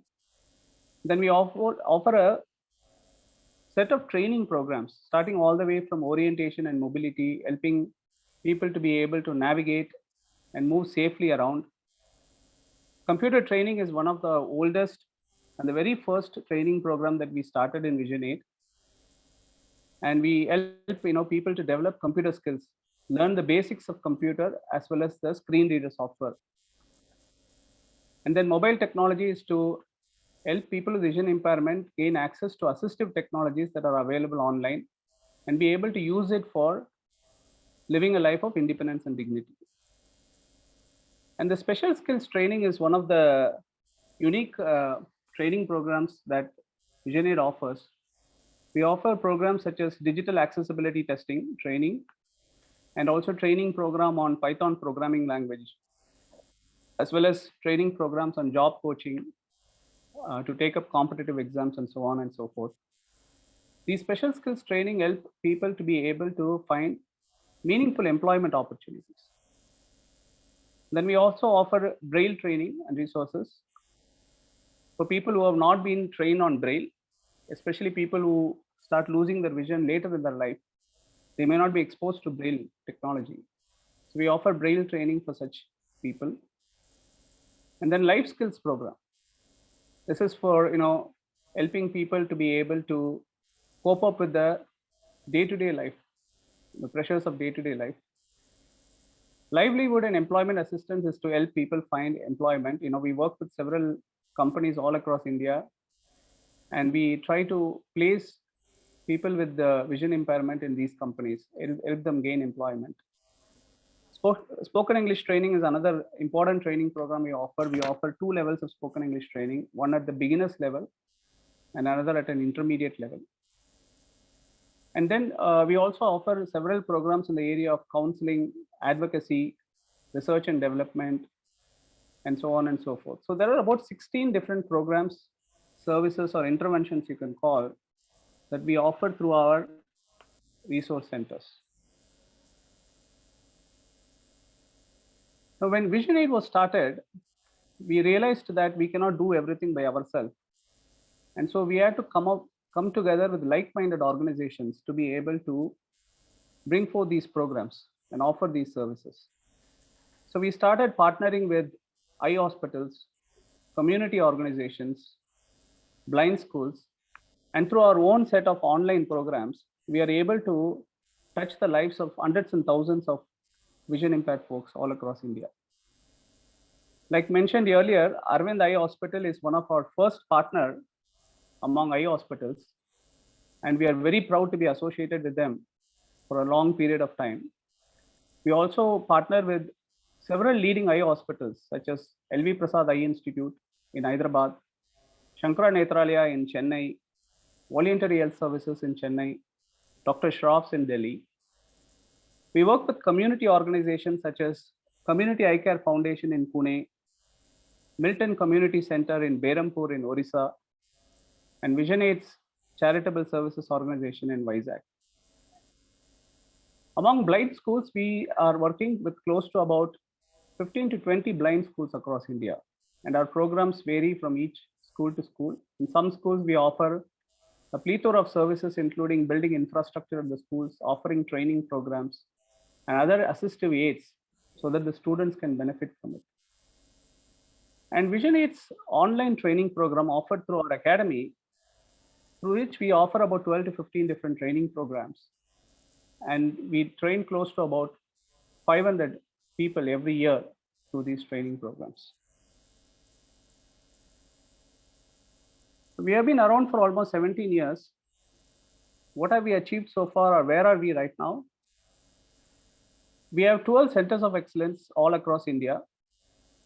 And through our comprehensive set of programs, we are able to touch the lives of close to about 5,000 plus beneficiaries every year through our partner network and directly working with people with vision impairment.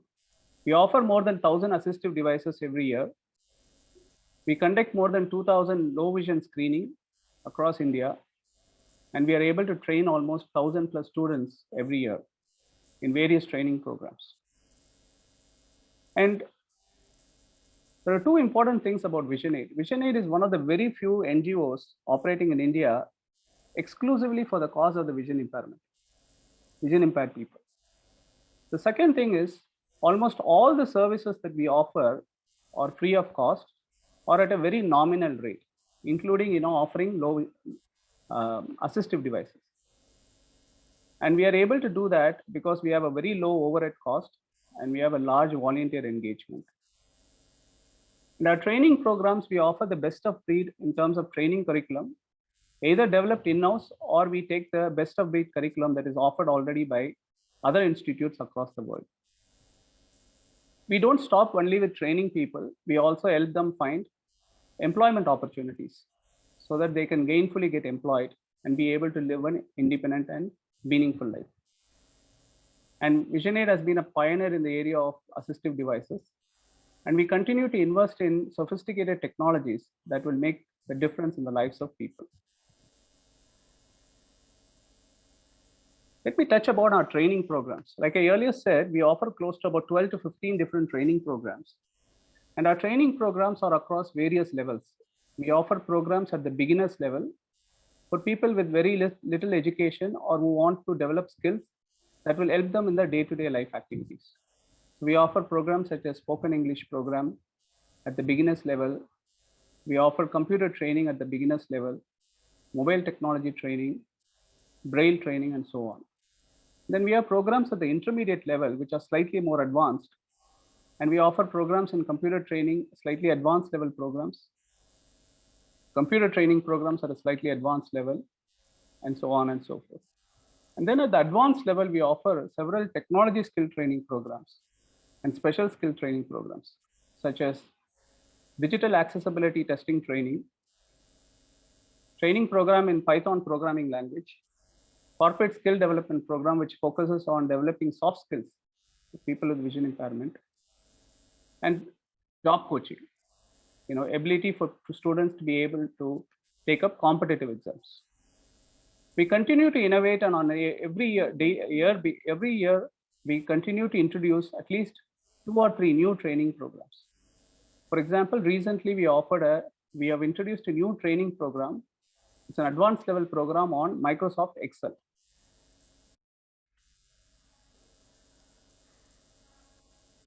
This is a small video. I would like to play this small video where you can hear what our students have to say about our training programs.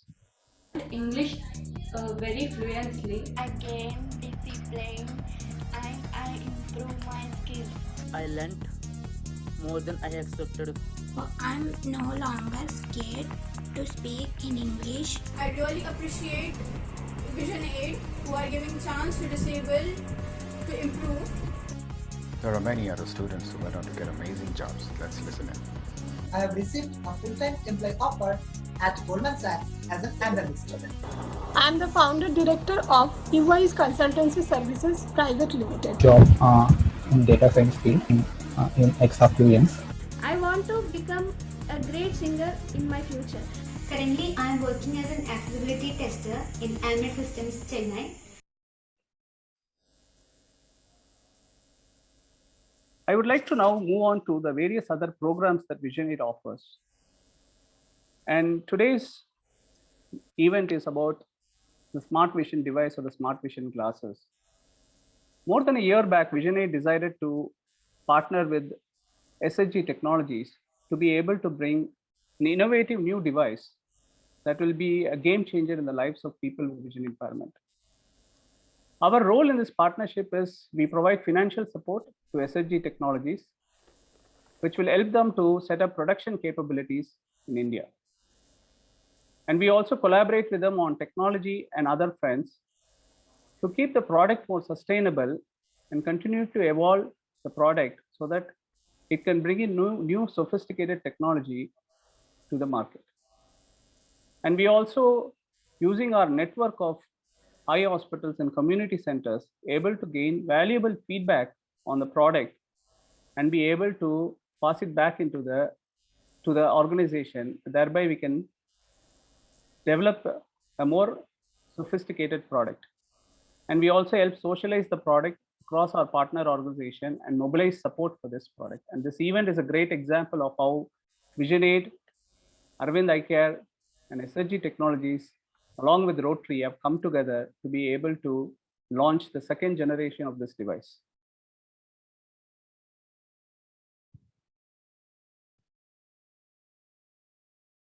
Another important program that we launched very recently is distributing smartphones to beneficiaries across India. And we launched this program about 4 months back. And we did a pilot where we distributed about 100 smartphones to beneficiaries all across India. The reason being, smartphone has become one of the most important assistive technology that is available for people with vision impairment.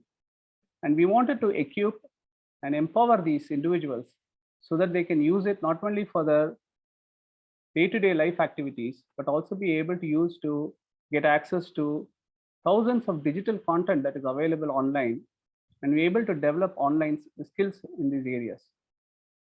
And we actually are thrilled to announce that we are going to expand this program and be able to continue to offer these smartphones to beneficiaries all across India.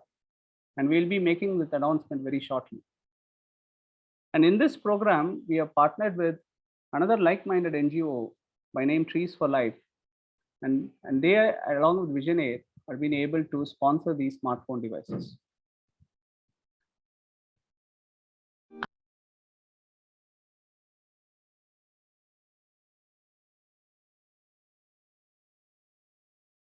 Like to play I am visually video impaired. about the smartphone. Why is a smartphone important to me? Life before a smartphone was totally different.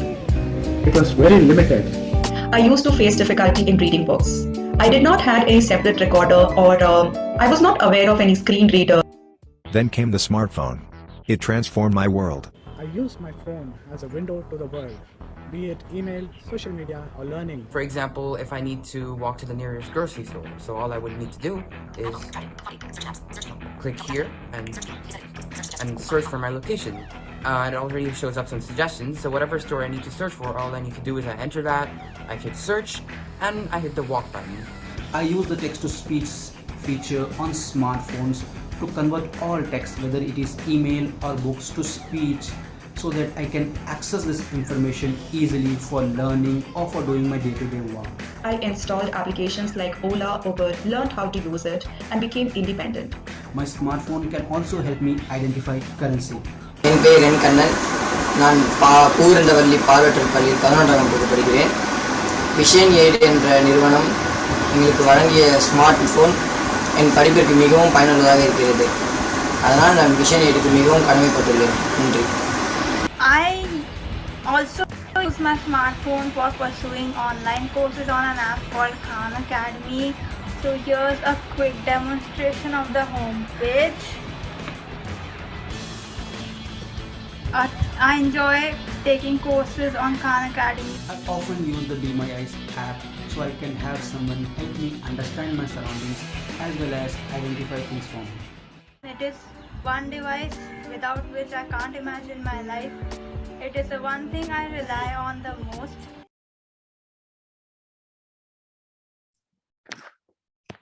Visionaid actually has been a pioneer in bringing in new innovative programs.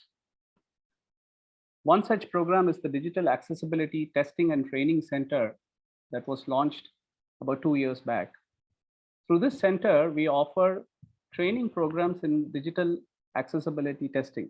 And this is a very hot area with high potential for employment, especially among IT organizations. And in a given year, we train anywhere between about 60 to 80 individuals and help them gain certification in digital accessibility testing. We use the curriculum developed by DQ Systems based in the USA, and they are the pioneers and foremost training organization in accessibility. We don't stop only with training. We also provide accessibility testing as a service for many clients across the world. And I'm glad to say that we have delivered projects to more than 5 clients over the last year or so. And we have 2 active clients with whom we work on an ongoing basis. And we continue to expand the space, try to help organizations become more accessible. Visionaid Academy is an online portal that was developed some times back. And through this portal, we have started offering online training programs. We were earlier using this portal to offer training programs for potential trainers or future trainers, not only from Visionaid, but also from our partner organization. But now we are expanding the scope of this portal to offer online training programs for students as well. And we'll be launching new programs very shortly. The other important program that we started working with about 6 months back is with an organization called the Raceline Foundation, who are the pioneers in producing digital tactile books that can help students learn science and maths and help them in the STEM education. And Visionaid has partnered with them to provide such tactile materials to students all across India. And I'm glad to say that this year, we will be able to provide such materials to more than 600 students across various schools across India.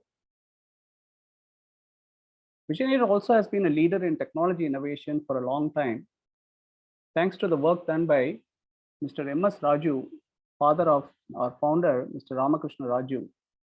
These are some examples of devices that were pioneered or developed by Visionaid over the years. Some of these devices have gone to win awards both in India as well as internationally. Visionaid has the service rendered by Visionaid by its founders have been recognized by various organizations. Most recently, Harvard University awarded Ramakrishna Raju the Direct Public Service Award, and the India New England chapter recognized Ms. Revati Ramakrishna as the Woman of the Year award.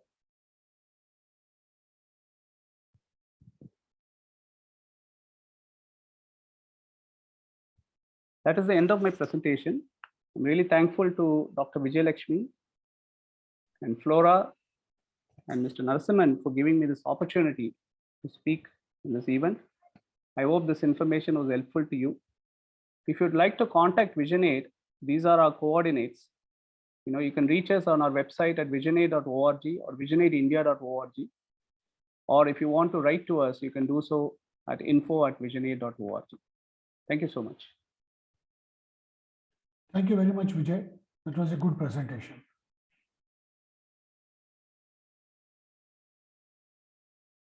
Thank you, sir.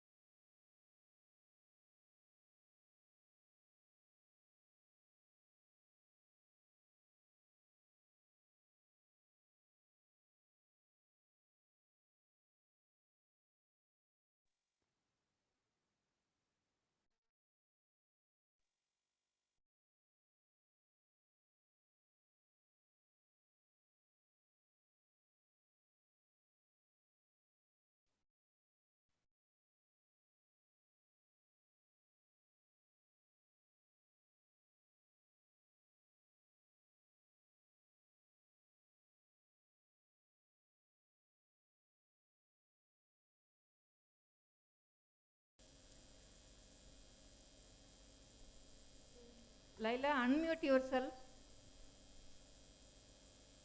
Yes, madam. Yes. Are you ready to present? Yes, madam. Shall I ask my optimal? Go ahead. Rashmi to present the PowerPoint, madam. I'll be here. Yes. Go ahead. Thank you, madam. Share.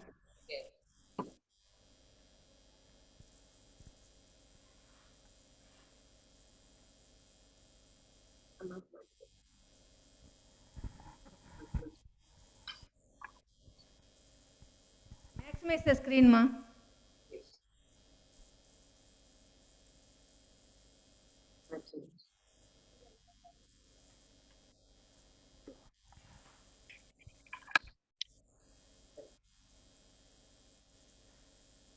Morning all.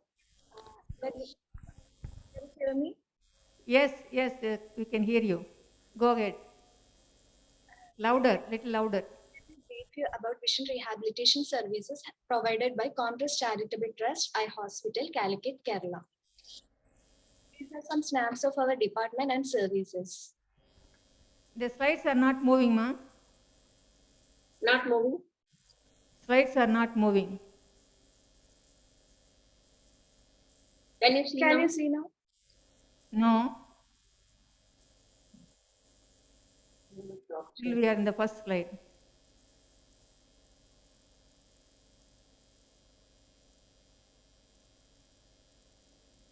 No? Yes.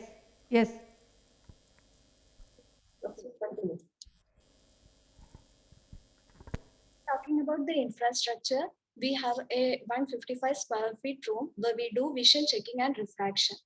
There is a small counter inside this room itself for low vision device training. Functional vision assessment is done in another room, which is of 120 square feet. We have also a L-shaped room of 218 square feet for orientation and mobility training. Currently, two of us are doing a low vision refraction. First is Sujata. She is a senior refractionist and head of low vision department. She has 12 years of experience in this field.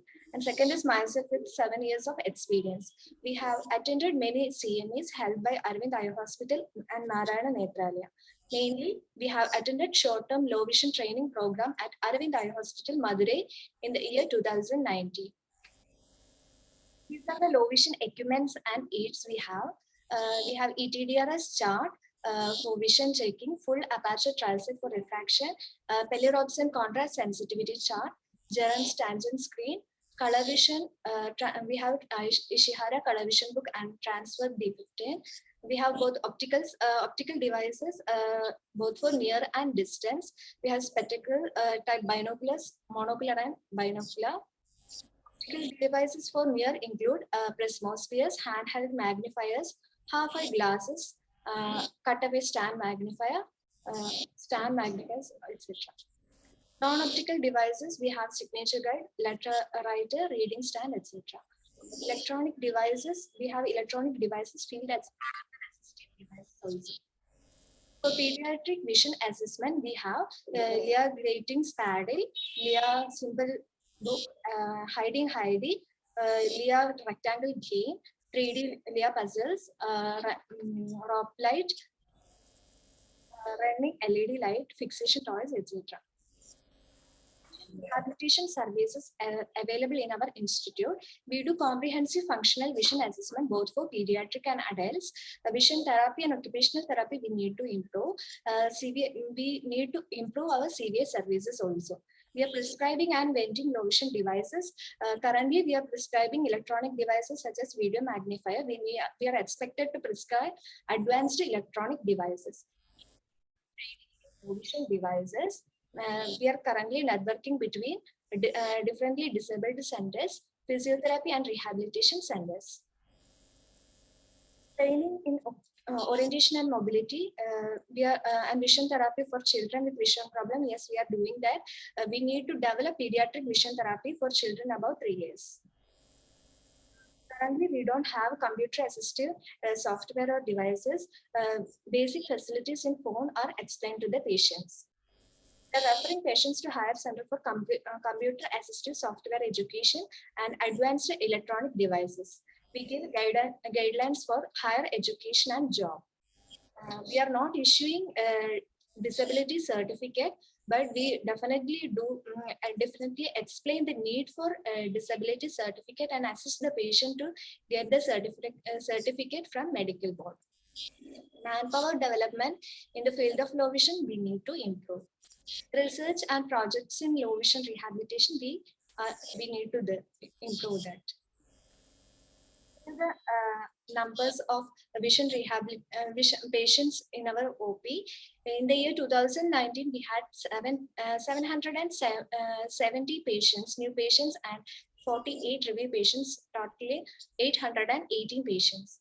During the COVID time, we had 368 new patients and 49 review cases, and total number of 417 patients. Up to in the year 2021 till August, we had 194 patients, new patients, and 42 review patients, a total of 236 patients. We have reference from pediatric, retina, glaucoma, neuro-ophthalmology, and other departments.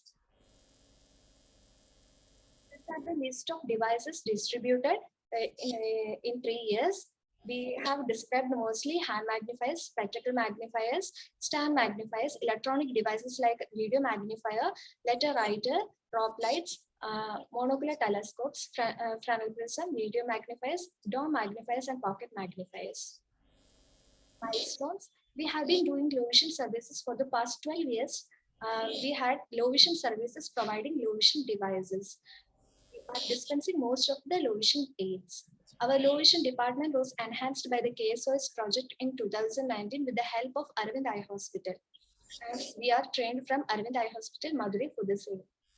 We had 3 zones in Kerala. Out of the 3 zones, Contrast Eye Hospital was one of them, providing services for the North Zone. Challenges in providing vision rehabilitation services.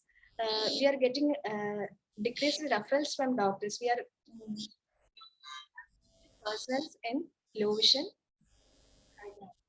We need to improve our digitalized assistive devices. Our plan for the future is to improve vision rehabilitation facilities within hospital, to establish a CVA screening and services unit.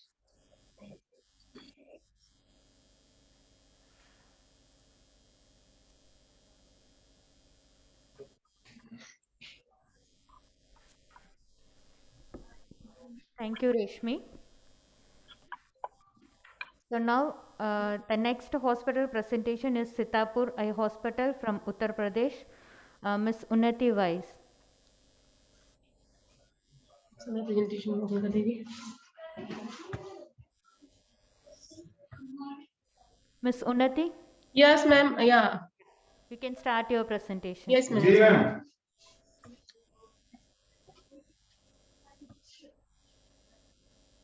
1 minute, yes, ma'am. Yes, ma'am.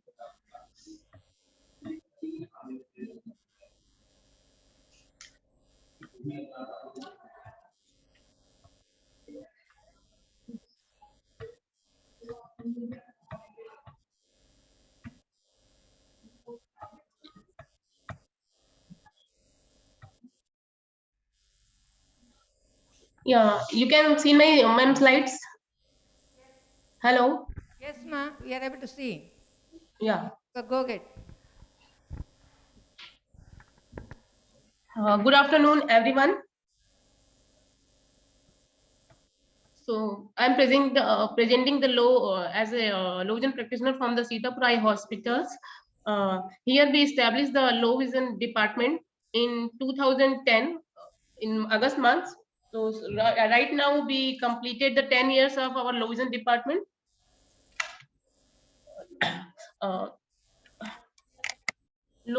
So you can like if you're talking about picture. 1 minute. इसमें pictures नहीं आ रही. Sorry. 1 minute, ma'am. Pictures. 1 minute, ma'am.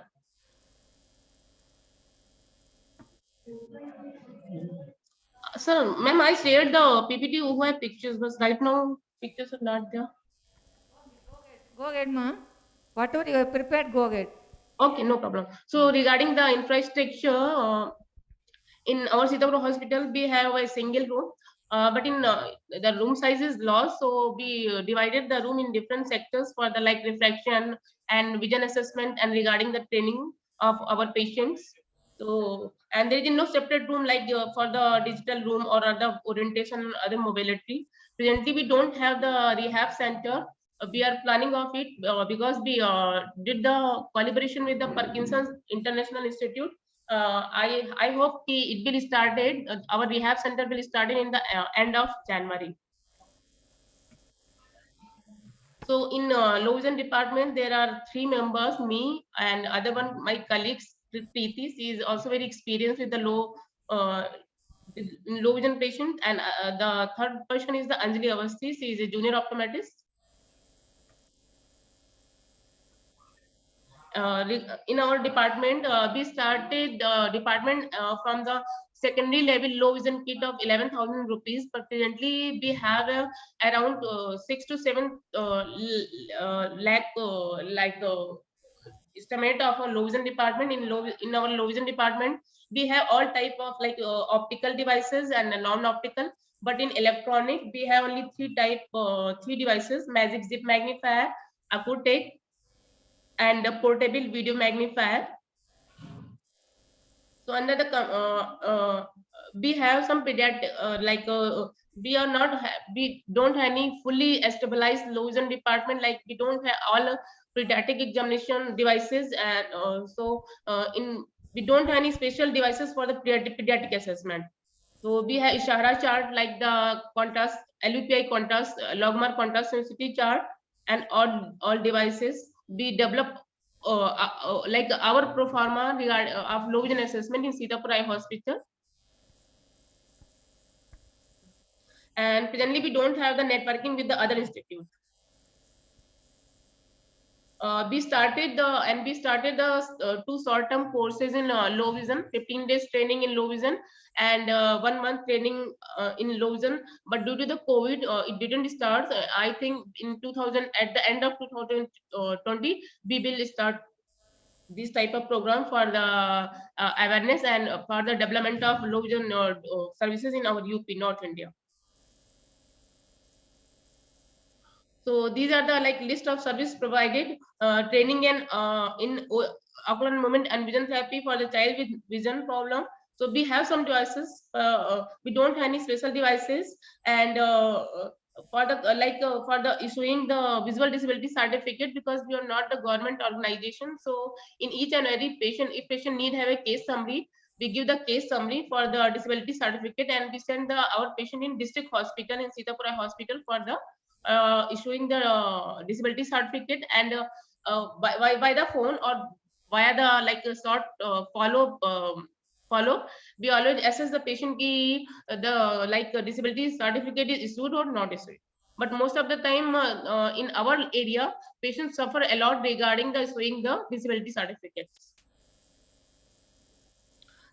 In our department, there are 4 to 5 research projects going on the low vision, like the role of amber filter in low vision, and there are some like we are measuring the anxiety and depression level of low vision patient. Currently, 3 projects are going on in low vision department under the low vision. And in time, each and every year in the month of like February, because February month is a thing as a low vision awareness month. So in the February, we conducted different type of workshop for the students, and it is mainly free of cost for the awareness of low vision services, and to understand the mainly motto of this type of workshop is to the student can understand the importance of low vision devices, because as a academician, because now I'm working as a academician around 10 years, so in most of the institute I saw students don't have any exposure of low vision devices, and as well as patient, if student don't have any exposure of the low vision patient, so they cannot like understand what is the importance of low vision services, and they cannot correlate the problem with the patient needs and other things. So for that purpose, in each and in every year in the month of Feb, we are conducted these type of workshop for mainly for the institute and different organization nearby Sitapur Eye Hospital. So this is the data of our department in. Sorry, ma'am, if you don't mind, I think the presentation has a problem. Hello? Hello? Okay, it's okay. Yes. Yeah, I think it is blank. Sorry, ma'am, sorry for the inconvenience. I shared the second PPT because I lost all data. Sorry, ma'am. Please give 2 minutes for that.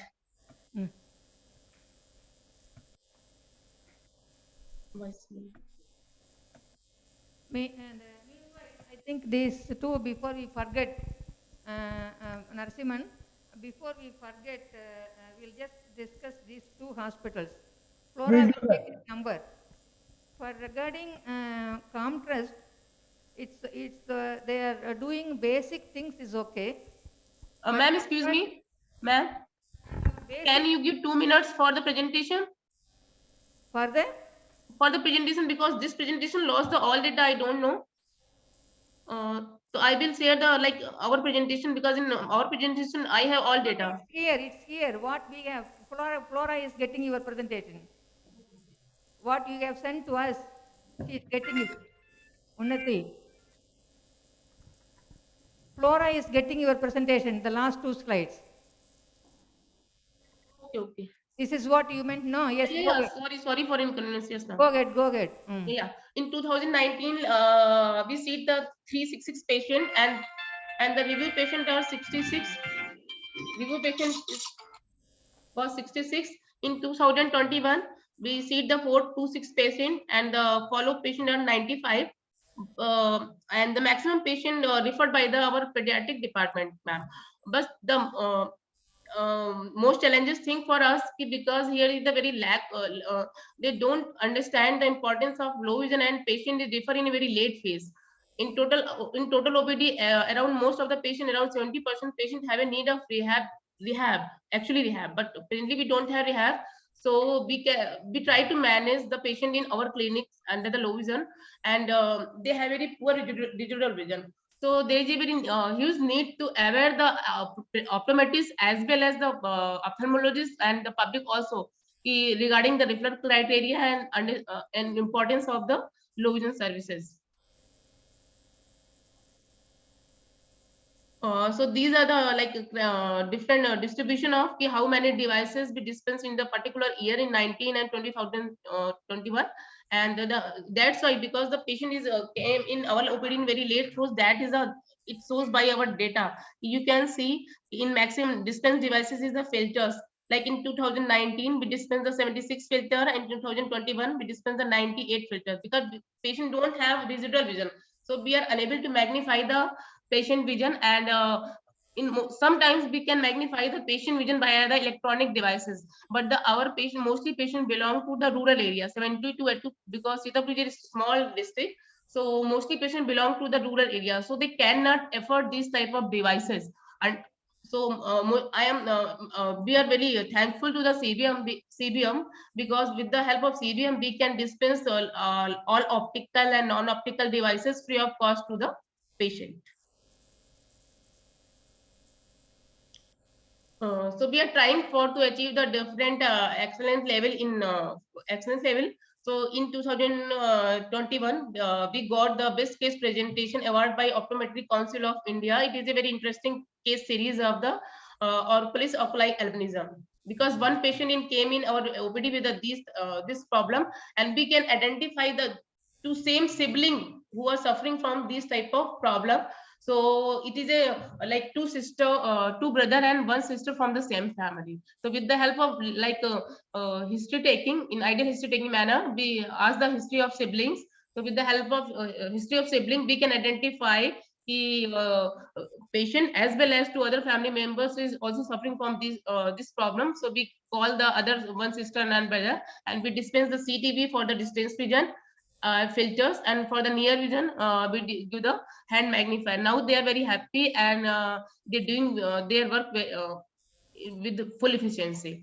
And the second, okay, we get the grant from the ASCO, Association of School of Optometry, regarding the role of amber filter on RP patient. It is very interesting project. If we will have time in other workshop, we can show the result of the same study. Next slide. So the main stigma for the poor low vision assessment is the poor referral. We are suffering the same thing around the 4 years, around the 9 years with the poor referral. So there is a huge need of different type of workshop and orientation program, both like all our eye care providers. So we have a need to electronic device. Presently we don't have any software for the patient. So for the future plan, like currently our student made one electronic cane under the innovative project, and in future we have a plan to patent these devices, because the advantage of innovative project. So with the help of this type of innovative project, we can distribute these type of electronic devices to our economically poor patient. So this is our motto. And in the rehab center is stabilized in the last January.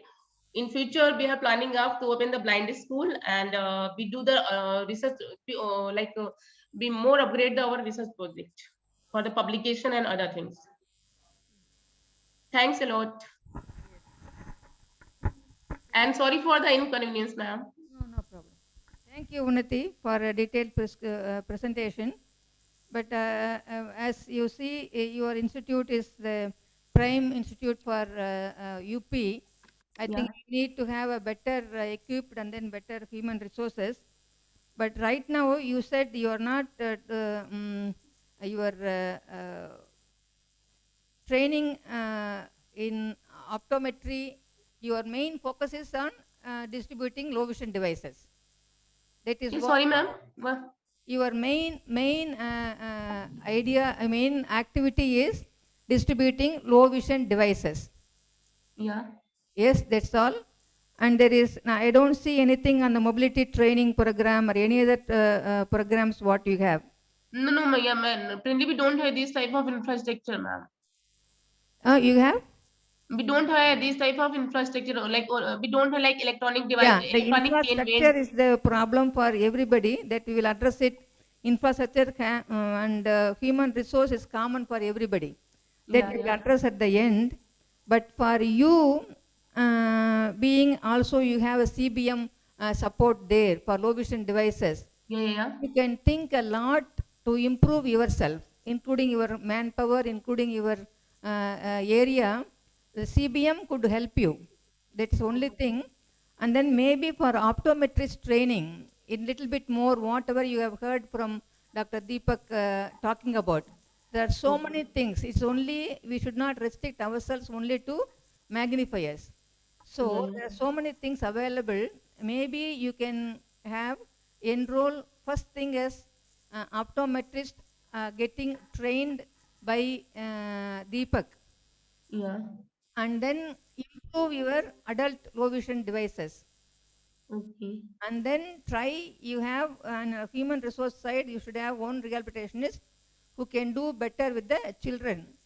Okay. The first step for you to be, I think my thing is that to have one optometrist recruited and then getting trained by Deepak and maybe Dr. Narasimhan. You have to say, VLN, whether you should be able to do that.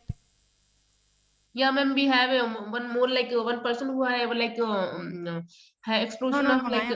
I am asking Dr. VL Narasimhan whether he can. They say the training is not free. Yeah. This training is for money, for tuition fees you have to pay. Okay. If CBM could pay, well and good. Okay. You have to find out from CBM because you are closely working with CBM. I know the community work what you are doing with the CBM. Yes, ma'am. So find out from CBM whether they can help you in this first step in training an optometrist. Okay? And make sure that person can stay with you at least for 3 to 5 years. And then we can build step by step, we can build on later on. Okay? Vijay Lakshmi. Let me see what is the CBM is going to say, and then we will talk to Narasimhan and other people. Okay? Dr. Vijay Lakshmi, this is Beulah from L.V.Prasad. Good afternoon Yes, to you, Beulah. first of all. Yes, so with regard to this training program, right now Visionaid is already, supporting this planned training program curriculum that is happening. So if they are interested through Visionaid, they can enroll for the program. Visionaid is sponsoring for the training. It is what? No, that is the optometric course. No. Right. Yeah. Yeah. That is what I'm meaning. Yeah. I mean only that. Yeah. So currently that provision is there. So if they can plan and then enroll, yes, definitely we can help them with their training. Because they are already working with CBM, I am thinking whether CBM can help them. Yeah, that is also will be a good choice because no, CBM will not be able to help. They can. I am just asking for the financial part. Training to be only in LVPEI. There is nowhere else this training is available.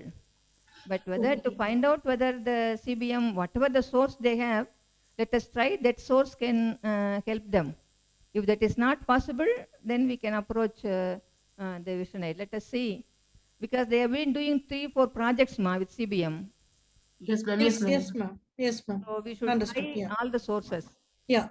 So you try Unati and then let me know whether it is you are able to succeed or not.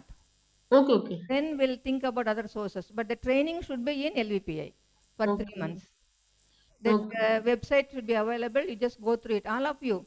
Even for Comtrust, you also have human resource and the space that we'll talk about later. Equipments. But for the pediatric vision rehabilitation, you said you are a little lacking. And also the same optometrist, you can have this training program with Visionaid. And also CVI, you can send one of your people to even Rashmi can come for a few more days, concentrate on CVI part at Madurai Aravind. That should be your focus. And optometrist also, whatever you have heard about, you go through the training program, what they are giving us. I will ask, Beulah can give at the end the website for them to go and check with the optometrist training. Okay? Yeah, ma'am. I'll post it in the group. Yeah, you post them, all of them.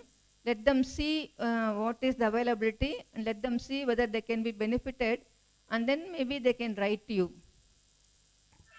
Mr. Narasimhan, is that okay? Yes, it is okay, madam. Yes. Deepak will be too happy to have it, no, Deepak?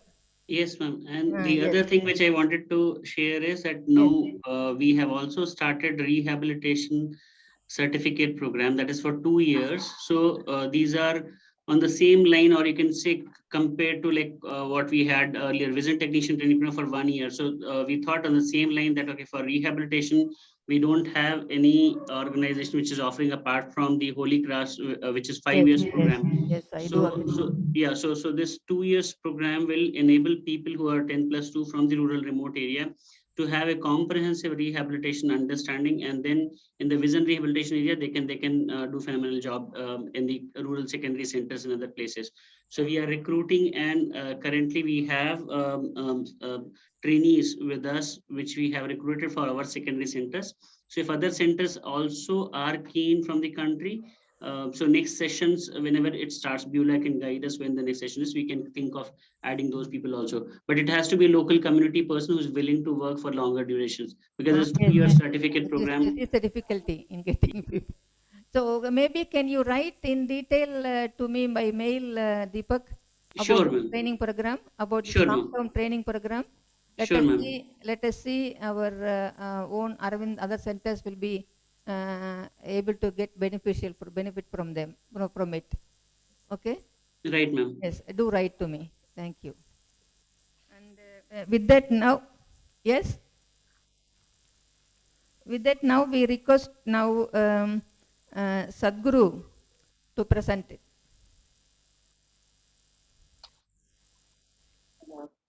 So Dr. Chintan, I'll share my screen. A very large community ophthalmology, ophthalmology center with a great volume of community ophthalmology, almost more than what Aravind is doing. So the credit goes to the founders and then the people, those who are running it now. And now I request Chintan Shah. Yes, ma'am. Yes. Go ahead. Yeah. Go ahead. Is my slide visible? Give a small introduction about your hospital first before going to the low vision services. Yeah, so ours is a tertiary hospital situated in a small village of Chitrakut, and we have all the subspecialty departments here, and we do more than 1 lakh surgeries per year. But regarding this low vision department, we are slightly lacking in certain areas that I would like to address, and I'll share those details. So I just want to know, are my slides visible to all? Yes, doctor, go ahead. Yeah. Go ahead. Yeah, so first of all, I thank Dr. Vijay Lakshmi Madam, Aravind Eye Hospital and Visionaid for this amazing opportunity.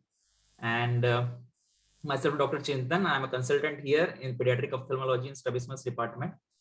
And so this is our the vision rehabilitation department area. So as you all can see, we have separate areas for the vision assessment, for the refraction, the device training, the functional vision assessment, therapy, and everything. And we currently have 3 people here who's handling the low vision department. One is myself, the consultant, and another is the Mr. Bhupendra, who has been specially trained in the low vision area, and we have also another refractionist who help us in these cases. So these are the various services that we offer here. We have certain the low vision devices. Then we also train people for the daily activities. We have also the kitchen module here, so where we train them, and we also give them mobility training also. Along with that, we also offer the CVI patient the vision stimulation, the vision therapy, and the skill development. So these are the equipments and the low vision aids that we have here. So we have all the adult vision charts, as well as we also have the pediatric vision charts like LIA, the color vision, the contrast vision charts, and vision therapy tools. And we also have the handheld magnifiers, the variety of stand magnifiers, the distant telescope, prismospheres, the half eye spectacles, and absorptive lenses. So these are other equipments. In the non-optical devices, we have several writing guides, reading guides, and all. So in the 2019, we had 303 new cases who have been referred to us for the low vision, and we reviewed another 131 cases. And in the 2021, due to obvious reasons, the cases have been very low, and we examined only around 56 new cases this year. Now, the devices that we have distributed, mainly we have distributed the stand magnifiers and the hand magnifiers. And so people here, they usually don't accept the low vision devices very readily, and they usually accept only devices for their near vision needs, and they don't much like the telescopes for the distant vision aid. So we have here several challenges. The first of all, being a rural area, the patient referral is very low, and also the patients are kind of very poor. So their acceptance of the visual rehabilitation devices is also very less. As I discussed that we had around 303 cases, but only around 15 to 20 cases they accepted the low vision aids. Also, because of the less number of patients, the trained manpower, we lack the trained manpower here. And also the the latest devices, the electronic devices like ORCAM, like those devices that we don't have here currently, and we are not able to dispense those devices because of the cost, which is because those devices are very costly. Also, their equipment and maintenance is also not available in our nearby area. Also, we are lacking in the research part or in the some project part regarding this low vision aids. And also we are lacking in our connections with the other trained professionals and other hospitals. So I think these are the challenges that we face here, that we do have significant number of patients, we do have proper infrastructure, but still we are lacking, we are still using the kind of older low vision devices, and we are significantly lacking in the newer electronic equipments here. So that's what we want to improve here. So we need some good devices which we can dispense at a lower rates to our patients. Thank you. Good, but as you see, the low referral is mainly depends on us. We need to create awareness among our own fellows and ophthalmologists, and you have to be very clear about what cases to be referred. So every one of us now we have EMR. So EMR, if they say all cases wherever they have vision this much low should be referred to the low vision rehabilitation center. If that pops out somewhere, you can talk to Ilesh that I suggested this in the EMR where the referral should go. Glaucoma department will have so many retina for your volume of 12 lakh surgeries per year and then 25 lakhs of OPDs in a year. This is something phenomenal. So definitely there will be glaucoma patients, retina patients, neuro patients needing vision rehabilitation and accidents. So how do you get that? That you now work out with that first. How do we get our referral more? You have enough space. It is not at all a problem. And also you seem to have assessment equipments, nice assessment equipments. But only thing is you need a good assessor. For that maybe again whatever we have discussed about this courses, that one of you can take a course, the optometrist, and they can help in getting the device more. But for that, whatever it is, you need the patients to be there. So I see that patients, the gap is too much. So that gap should be filled in, and only when they come, you say their low acceptance rate. I know all your patients are low income group patients. Those may not be, but there are patients, I know that other group also. And those also should be considered, and that you have to concentrate on treating or giving rehabilitation to them also. So if you concentrate on your referral, and if you concentrate on your human resource, and then slowly you can develop. Getting the devices is not at all going to be a problem. Now Narasimhan is there and Vijay Francis is there. Getting people are there to help us. Only thing is we need to develop ourselves to cater those services, to find where these services are available and how to utilize them. That's all. So improve yourself with your patient catering, and then let us all know what is your patients increase in patients, how many really those who need come to you that you are not able to provide them. Meanwhile, work for the training of optometrist. So I think that can be your activities, and let us see for everybody. I will be happy to help you as days goes on. How do we improve on it? Okay.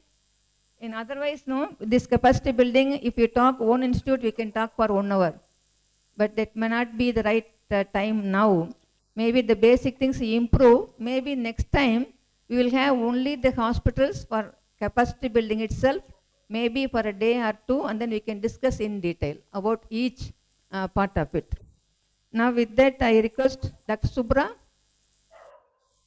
from Netra Nirmay Niketan. This again a large institute of community ophthalmology run by Vivekananda Ashram. Subra Sil, get ready. Yes, ma'am, I'm getting ready. Get ready. And they also doing a lot of community ophthalmology. It's totally driven by a spiritual mission, and also they have a great vision. And I know their work, they are very good in community ophthalmology. I think this, let us see what Subra is going to say. She is a pediatric ophthalmologist, also taking care of vision rehabilitation.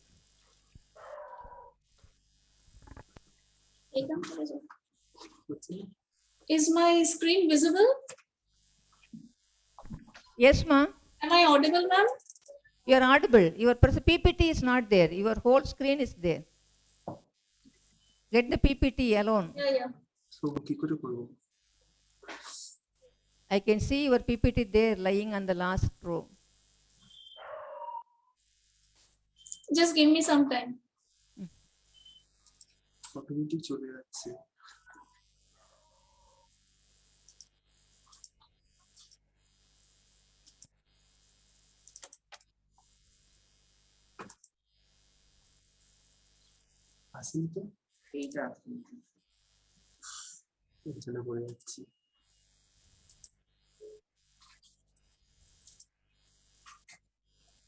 I could see you were there is on your desktop. Your presentation is there on the desktop. They are just trying. 1 minute.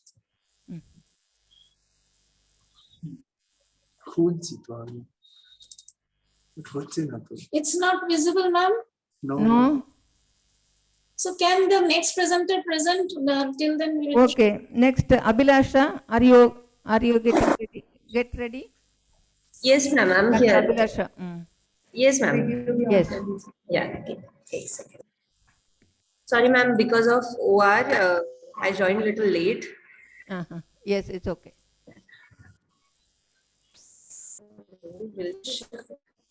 But this was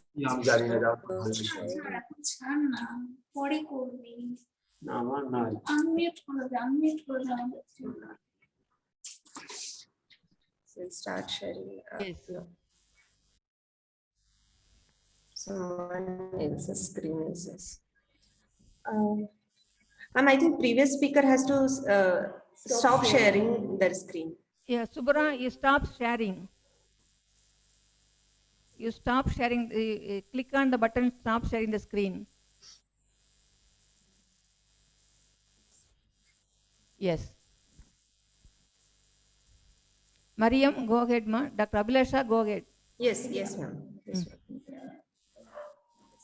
The same, like this one.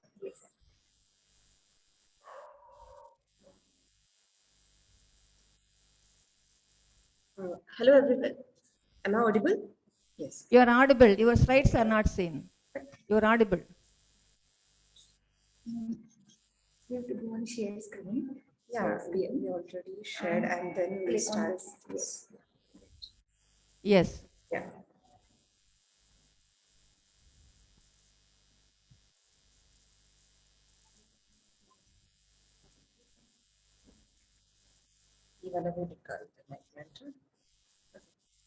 So, hello everyone. Here we are the team from HV Desai. I'm Dr. Abhilasha Parke, will be presenting our work here. With me, we have our senior optometrist, Dr. Optum Mariam, Optum Rahima, and Optum Ksos right now. So these are few pictures from our Vision Rehabilitation Center, both assessment and therapeutic. So in our Vision Rehab department, we have 3 rooms. One is for the assessment. Each room is of 300 square feet. And along with that, we use our corridors for the, for the orientation and mobility function. So for LV assessment, we have 1 room for device training, and for the functional vision assessment, including CVI kids assessment, we have 1 room. One of the same room we are using for vision therapy.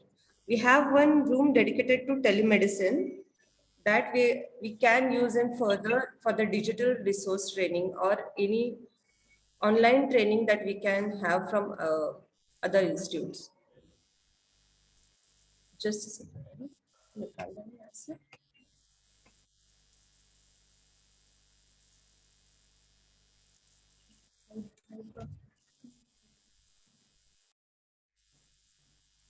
You are not audible.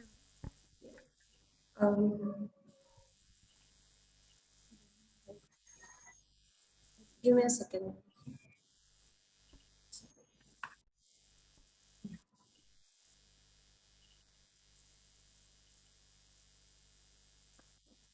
So currently, we have Dr. Rahul Deshpande, who is Medical Director and Head of the Department of the Low Vision. He has experience of almost 20 years. And he has trained in Joseph Eye Hospital, Tiruchirappalli, LVPEI, and HVS Eye Hospital. Myself, Dr. Abhilasha Parke, I'm pediatric ophthalmologist and neuro-ophthalmologist, trained at Narayan Nethralaya, Bangalore, and further neuro-ophthalmology training at Visual Eye Institute, Baltimore, and Wills Eye Hospital, Philadelphia. We have Optum Rahima Patel. She's senior optometrist with the experience of 8 years. She's been trained at Vidyasagar, Chennai.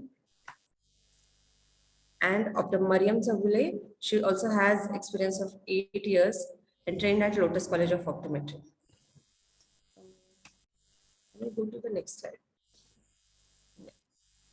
Along with that, ma'am, we have Dr. Tanvi Devgar, who is visiting us twice in a month. She's trained physiotherapist, trained in neurosciences, and she's currently visiting us for the assessment and therapeutic part of CVI kids. And we have Mrs. Vaishali Fernandez. She is medical social worker with experience of 15 years in our hospital. So in low vision equipment and aids,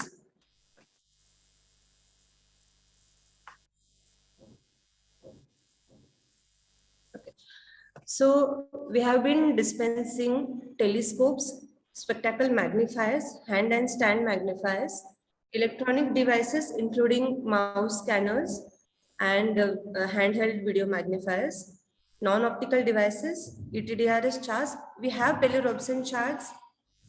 And in our pediatrics department, we have everything like Leah paddles, Taylor's acuity, Leah symbols, heading Heidi, happy faces. For color assessment, we have D15, HRR, and HDRR as well. So we have not mentioned that here as those are part of our routine assessment charts. So we do sell all of the above devices and keep stock with us like magnifier telescopes for the patient's convenience.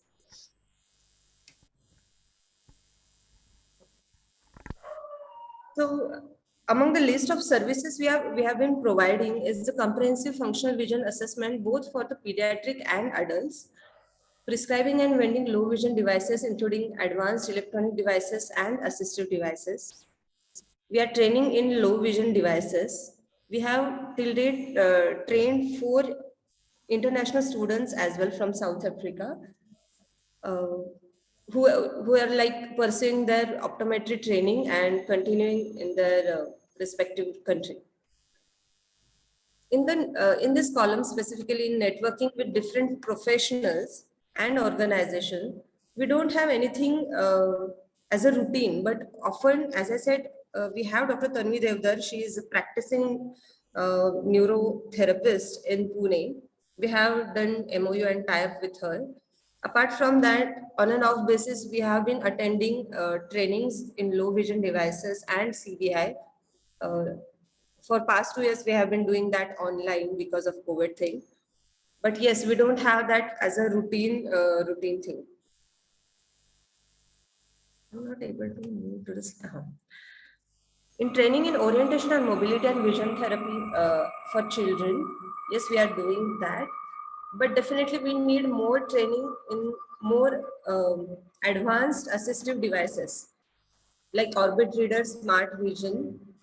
Because nowadays we realize that people have routine jobs which is related to computer or mobile or some other devices, and they do seek for help in continuing their job and some help so that they can compensate their low vision part and continue their jobs.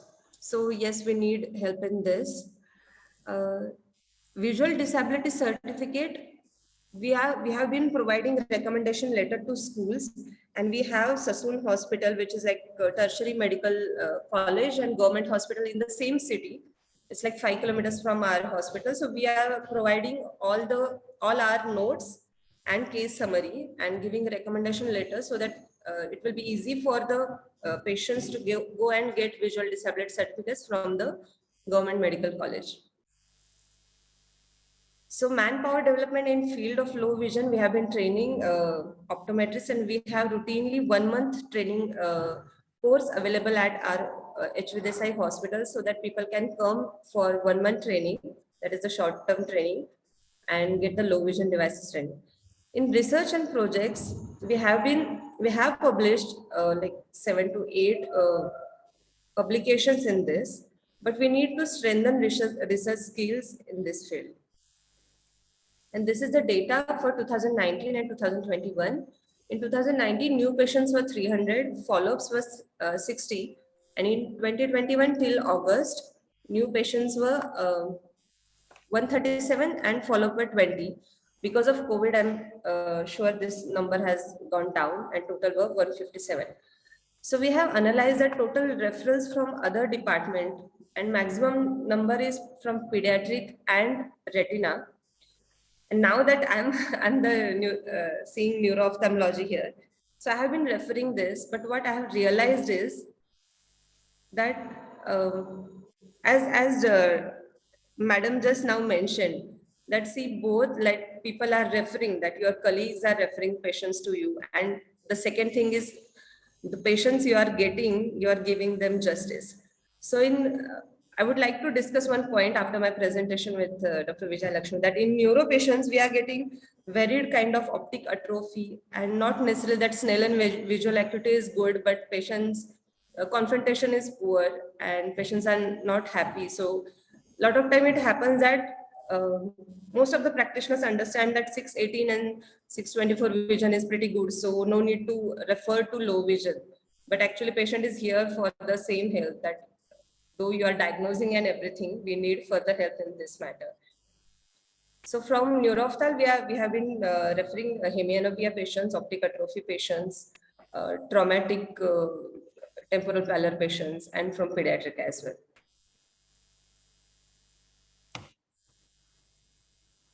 So this is the number. So these are the number of devices we have distributed till then. So hand magnifiers in 2019, those were 30, and in 2010, stand magnifiers, spectacle magnifiers, as you can see here in this presentation. This is something maybe because of cost or something, patient has been preferring spectacle magnifiers a lot. In electronic devices, we have been giving mouse scanners and handheld magnifiers. We don't have other assistive devices like OrCam, Orbit Reader, etc.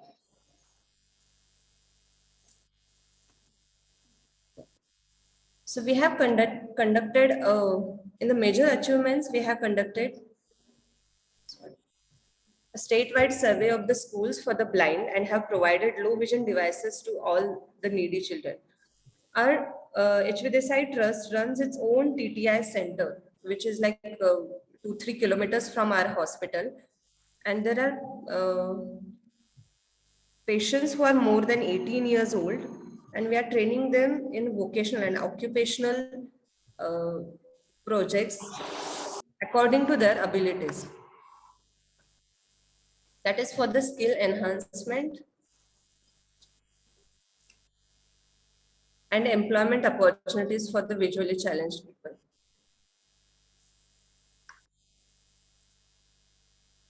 We have published below research papers. The first one is pediatric low vision. This was magnitude, intervention, determinants, and compliance.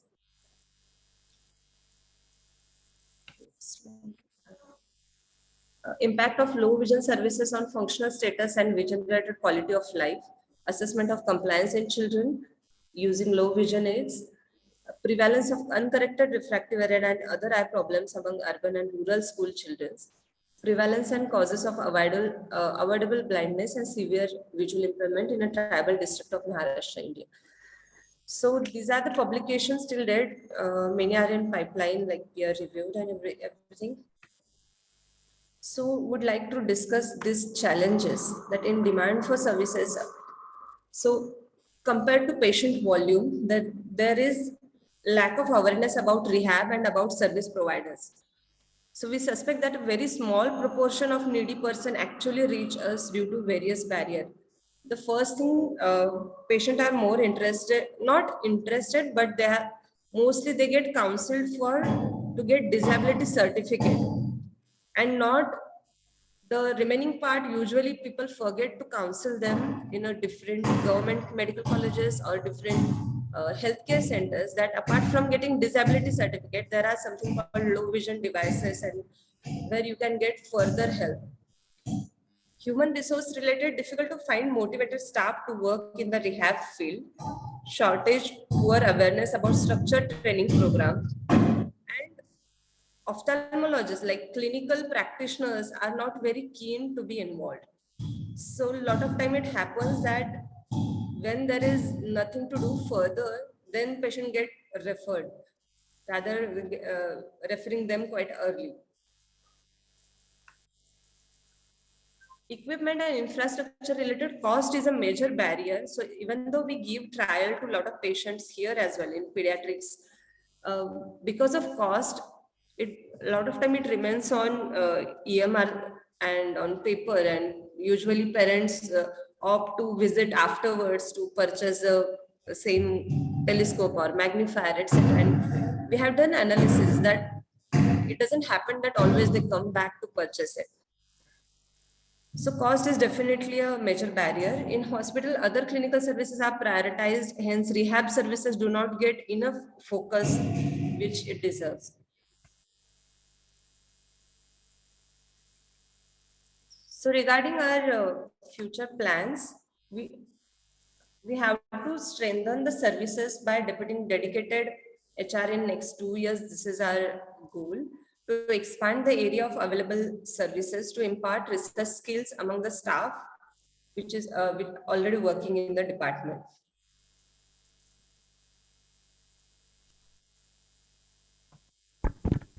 To gain knowledge and provide newer technologies and resources available on the internet to the needy person.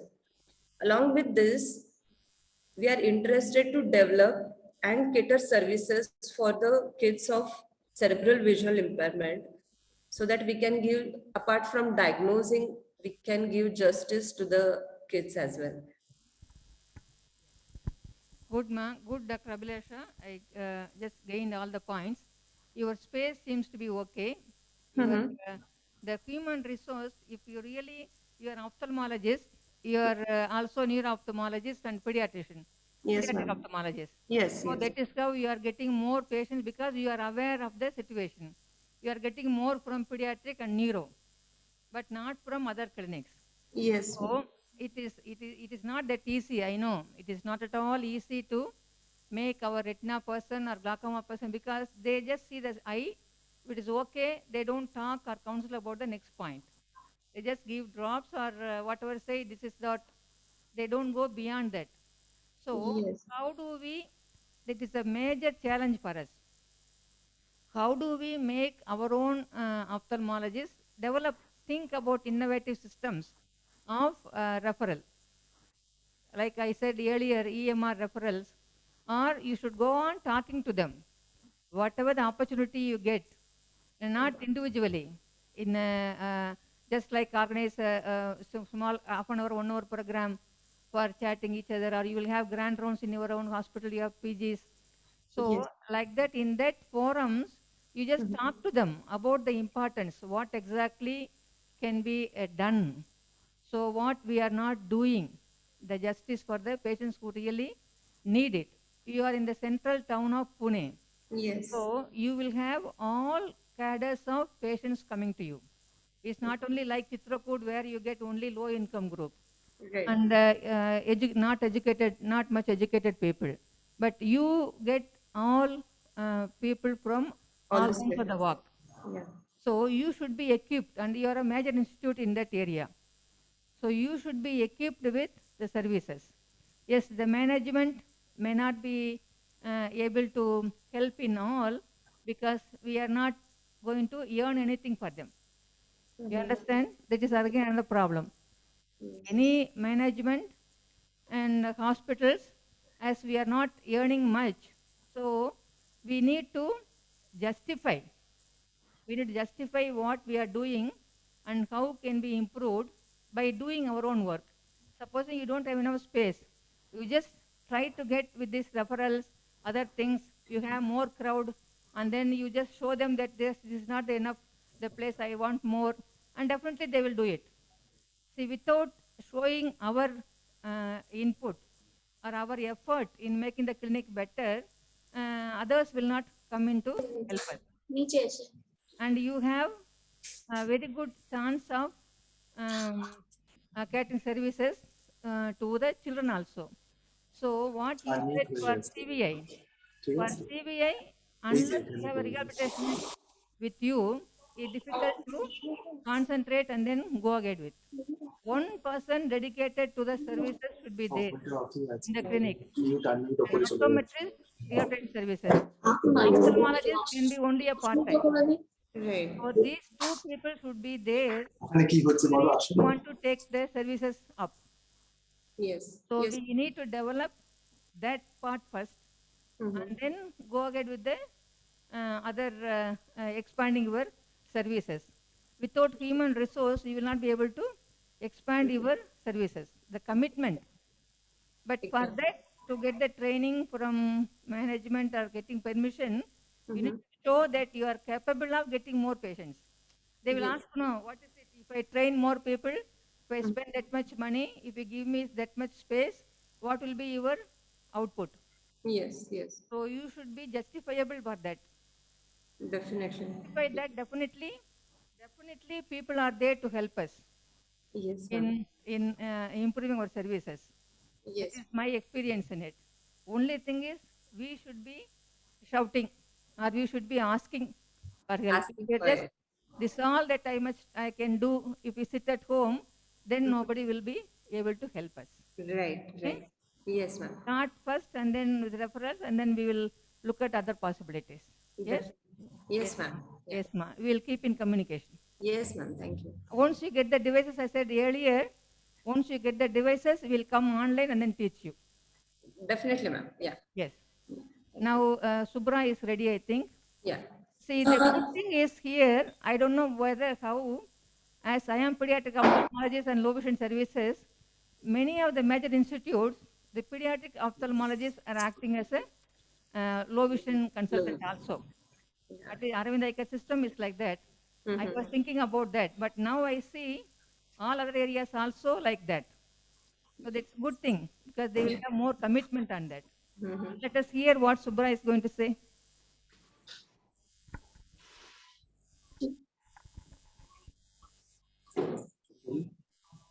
Is my slide visible, madam? Yes, ma. Yes. Thank you. First of all, I would like to thank Dr. Vijay Madam for giving us this opportunity to participate in this project. It's a wonderful thing going on. So let me introduce my hospital. The name of our hospital is Vivekananda Mission Ashram, Netra Niramay Niketan. The main unit is at Midnapur district of West Bengal, which was set up in the year 1995. And we have the second unit, which is near Kolkata. It started functioning in the year 2014. And I am taking care of this second unit and have shifted from the base hospital from 2014. We had set up the low vision unit at Chaitanyapur in the year 2005. When I was a student of Aravind Eye Hospital, Madurai, I had a very bad conjunctivitis in the year 2000. And every day I used to visit Dr. MS Sir for my eye problems. And Dr. Nachiyar was very kind enough to post me in the low vision clinic. And that time, very few patients used to come to the clinic. And that's how I developed my interest in low vision by seeing how the workup was done. That time it was a very new clinic at Aravind Eye Hospital. So that's how my journey begins. And I started and I brought back that knowledge to my hospital when I joined as medical officer in 2001. So our hospital, along with the hospital, we also have a school for the blind, where around 150 to 175 children study. It's till class 12. So we also have the vocational training center where they make different types of spices, then candle making, weaving, all these activities go on. So in my initial days, after learning whatever I could learn from Aravind Eye Hospital, I put my knowledge and did all my experiments on this school for the blind. Actually, I introduced the low vision devices in this school for the blind for the first time. So here some children, they study with the help of low vision devices, and those who are severely visually impaired, they use the Braille system. So the picture on the left is the base hospital at the main base hospital, and the picture to the right picture is the new hospital, and the left one is the base hospital at Haldia. So the low vision clinic, this is the functional low vision going on. And the picture on the right shows workup of a child in the clinic. Coming to the infrastructure, we have a room around 272 square feet where we do the following things, that is low vision assessment, vision checkup, refraction, low vision device training, functional vision assessment, and vision therapy in the same room. We have a digital resource training. This is in process. We don't have this room, one office room. Orientation, for orientation mobility, we have set up a simulation park. The inspiration I got is from when I went for my cornea training to L.V.Prasad. I had been in touch with Beulah, Mr. Deepak. So that time we thought of starting a simulation park. Here we do the orientation mobility training. And we also have a demonstration room. Coming to the services, who takes care of the clinic, especially I actually started it in the year 2005 and had been trained as national focal person. It was actually sponsored by Sightsavers International. Mr. Hassan Minto had visited our hospital to inaugurate it. Dr. Sarfaraj Khan also had visited our hospital. I also got trained from Lighthouse International, New York, and at Envision, Wichita, US. The chief optometrist taking lead role in the low vision clinic is Mr. Nityananda Pramanik, who had been trained from LVPEI and few others. And we also specially want to name Mr. Subhash Kwiti, who had undergone a functional vision assessment training at Sharp Memorial School, Dehradun.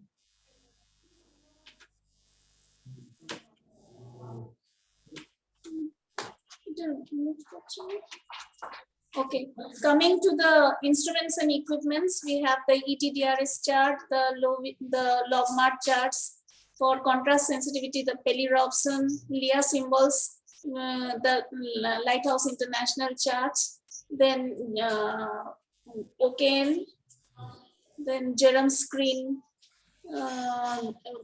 For color vision, we have the D15 test, synaptophore. The various aids that we are using are the different types of magnifiers and CCTV. The pocket CCTV is more in demand. The big monitors, those are not much dispensed. People don't like them. The optical, non-optical devices we have is reading guides, signature guides, needle threader, pencils, then Notex, bold line books, typoscopes, tinted glasses. So the vision rehabilitation services available, coming to that point, comprehensive functional vision assessment, both for pediatric and adults. Yes, we do that, but we need some enhancement in this aspect. Prescribing and vending low vision devices, including advanced electronic devices and assistive devices. We dispense only basic optical and non-optical devices. Because of the high cost, we do have the Ocutech, but because of the high cost, patients are not able to buy. Training in low vision devices, yes, we do have trainees. We have trained lots from Bangladesh and from India, different states of India, and practitioners from Kolkata, they send their optometrists to our hospital to get trained in low vision. Networking with different professionals and organizations. We had a successful collaboration with the government, which needs much more advocacy. That is, we did the Sarva Shiksha Abhiyan project. That was a solely low vision project done in West Bengal. And later this model was replicated in the other states of India. Training in orientation and mobility and vision therapy for children with low vision, we are doing it.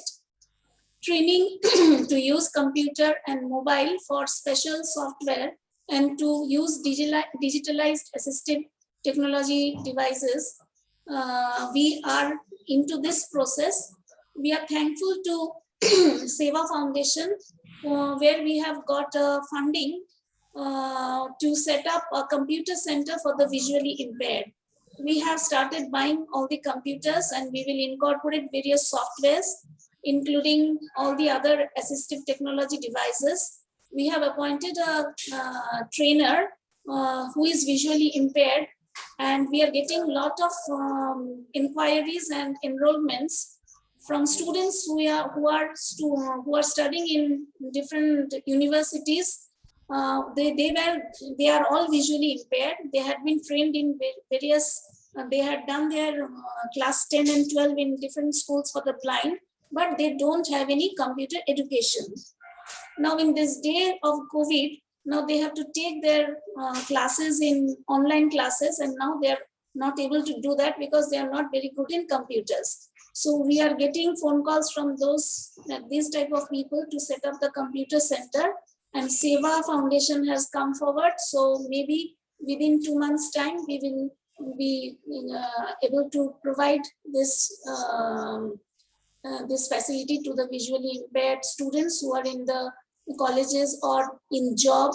Some of them also have asked that they want to learn a better way of using their mobile phones. So all these things will be incorporated in the syllabus. Then issue of visually disabled certificate, this we cannot do because we are an NGO. Only the government hospitals can give the certification. Manpower development in low vision field, we are doing. Research and projects in low vision also in progress. In the year 2019, we had seen 143 new patients, review 30 and total 173. Until 2021, 58 new and 6 review because of COVID times. And we get referrals from pediatric, retina, glaucoma, neuro, and other departments. Among them, retina is the most. Most people accept the spectacle magnifiers. As you can see the numbers in 20, that is 70 and 45. So milestones, we did advocacy on large scale low vision project in the state, covered 50% of the districts, treated around 4,000 children over 3 years, including sight enhancement surgeries. Challenges, demand for services, patient volume, etc. Inadequate, that is the inadequate referral from own hospital and vision centers, difficult access for referred patients from other cities. Human resource related challenges are main resource person, that is myself, taking charge of the new hospital. All the data and statistics that I presented is from the base hospital where I am no more. And in this new hospital, we don't really have a proper low vision setup. So this is one constraint. And equipment and infrastructure related modern digital devices are not yet available with us, but we really want to have them. So plan for the future is, I'm really very keen to introduce IT education for the visually impaired children. And as because we have a school for the blind, which is also within the hospital campus, I'm very keen to introduce computer education from the very childhood of this in this school, and also impart computer education and the use of smartphones to the other visually impaired. And we also want to engage all the other schools for the blind, and so that we at the center at Kolkata, near Kolkata, we want to set up this center as the computer training center for the visually impaired, where students from other districts of West Bengal, other schools for the blind can also come, stay, take customized courses and go. This is my plan for the future. Then we also want to introduce electronic devices, and we want to introduce low vision services at the vision center level. Then the next dream is to do tele-rehabilitation and wider collaboration with other service providers. Thank you. Thank you very much, Ma. Appreciate your services with the attached to the blind schools. I think because of time, we will also hear from other two hospitals. Deepak and Narasimhan. Now, Sandra, are you ready, Ma? Yes, ma'am. I am ready. I think the previous speaker has to stop sharing. Yeah. Stop. Stop sharing. Yeah.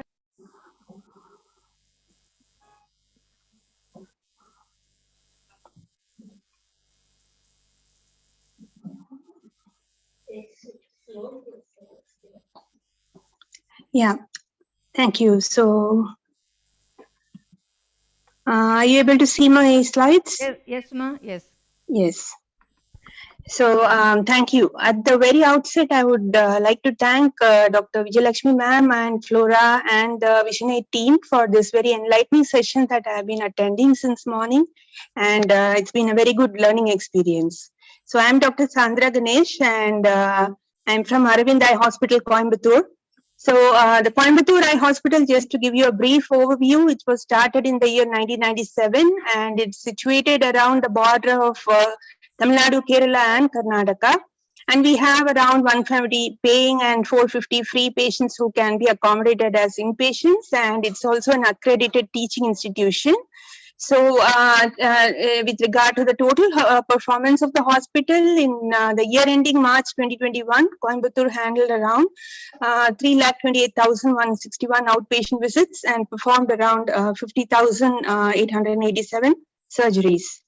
So with regard to the current the manpower in the vision rehab services over here, so I, being a pediatric ophthalmologist, I also head the Vision Rehabilitation Center here as well, and have an experience of 15 years. And during this period, I have also attended certain observerships in the Mass Eye Hospital, Boston, from the 1st of to 15th of October 2013, when I had observed with Dr. Mary Lou Jackson. And Mrs. Jayanti Nirmal, who is a vision rehabilitationist, has been around with us for the past 12 years and have contributed a lot to the growth of our department. And she has also participated in a lot of national workshops.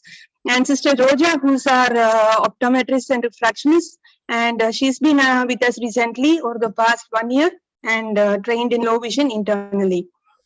So with regard to the infrastructure, we have a low vision assessment room, which is used for vision checking and refraction, which is a small room of around 20 square feet. And we have the low vision device training room and the functional vision assessment room, which is combined, to square feet of around 160. And we have another separate area for vision therapy and early intervention. And we do not have at present a digital resource training or an office room. And for the orientation and mobility, we've been using the basement corridor for this purpose. So this is the for a few photographs of our department as it currently exists. And you can see our, I'm sorry. Yeah, so this is our the refractionist area, and we do have the area where we are checking the, it's a small area where we are doing the current services. And yeah, so this is our early intervention center, where we have set up the Be Active and the light box and other areas where we can judge the skills of the children. And 1 second. Excuse me, I'm just trying to advance to the next slide.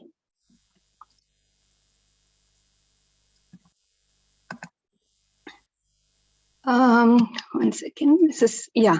So the equipments that we currently have, we do have the box and the rectangle game, and we have the mass contrast chart, the panel 16 color vision testing, the color vision screening plates. We have an Oro chart, and we have the equipment in our vision early intervention rooms. We do have all the basic distance and the near vision aids that we for trialing with the patients, including all the set of telescopes and the bioptics telescopes, and also the Explorer 4. And non-optical devices, mobility aids, including the foldable cane, the smart vision cane, and the horse installer. And we have the NVDA software installed in the computer, which we show to the patients. There's some problem with my video advancement. Just give me a minute.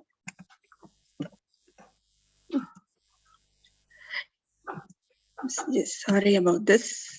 Yeah, and with regard to we do have the Logmar LED cabinet, and which we assess for Lia symbols and E alphabets and numbers, and the Lia single symbols, the grading paddle, hiding, and also then basic low vision aids, including as we already said, the magnifiers, the head loops, spectacle magnifiers, prismospheres, and CCTV, nickel electronic video magnifiers.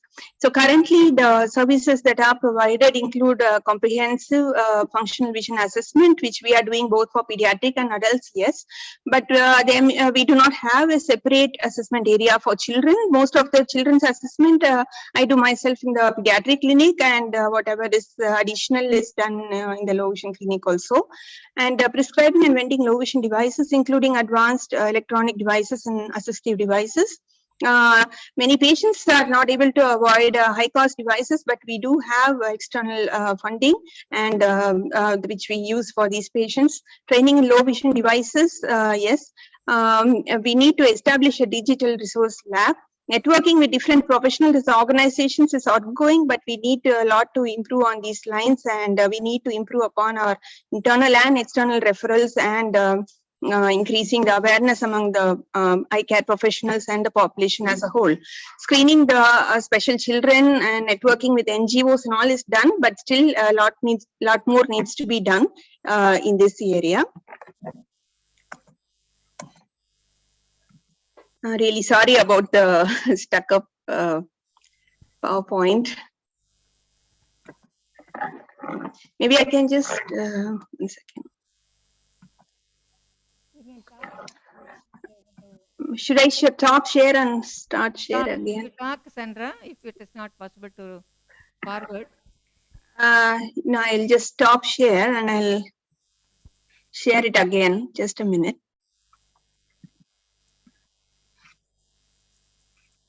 Maybe I'll just play it separately instead of.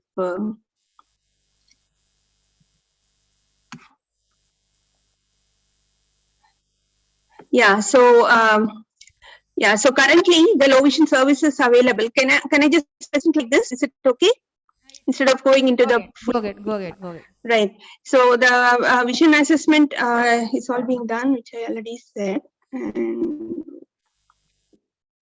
Yeah, training, orientation, mobility, and service therapy for children with vision problem. There is a little bit of space constraint here, and but we are using the available areas for the training, whatever is possible. Guidance and referral, yes, we are networking with non-governmental organizations around Tamil Nadu and Bangalore, and issuing disability certificate to get educational assistance. We are doing. The only thing is the disability certificate which is given by us also again be certified by the government, and then there is a little bit of time lag over there. So if we can work as a whole of Aravind together trying to get our disability certificate recognized by the government of Tamil Nadu, I think it will be much more helpful to the patients that they don't have to run from pillar to post. Manpower development, currently we are not training any fellows here in our department as yet. But we do train the local, the teachers. Even recently, we had a teachers training program for the special teachers of Ramakrishna Hospital in Ramakrishna Educational Institute of Coimbatore. Research projects, yeah, we have done a USAID project from the year 2014 to 16, of which I will be detailing next. So the performance in 2019, we had seen around 28 new patients and 2066 review patients. But with the onset of the pandemic, our number of patients has come down. In 2021, it's around 736 new and 649 review patients. Referrals from other departments, majority of them from retina and pediatric, with also a few patients coming in from glaucoma, neuro, and others. But definitely, I wouldn't say that we are seeing every single patient that we need to see, and we need to work a lot more in this area of trying to educate our colleagues and juniors who are in other departments to keep low vision also in mind when they are treating their patients. So the number of devices distributed in the year 2019, around 185 hand and stand magnifiers and 93 spectacle magnifiers, 20 electronic devices, 28 telescopes, and 49 non-optical devices. The numbers have come down in 2021 owing to obvious reasons. And the milestones, department inception in 1999, and up to 2010, almost it was going on over the lines of adult low vision devices, as how Dr. Sahithya already explained as what was happening in Madurai initially. And in 2010, we had got our rehabilitationist Jayanti. So with that, and I had joined pediatric in 2007. So the pediatric part of our low vision started improving from that point. And outreach, we started improving around 2012, I would say. And from the year 2014 to 16, we did a very ambitious project along with the support of the USAID. And that was something which was very close to my heart. And early intervention services were started as a part of the USAID project between 2014-16. And we are working with a few non-governmental organizations who give us funding, including the Visionaid and also the Innovation Foundation.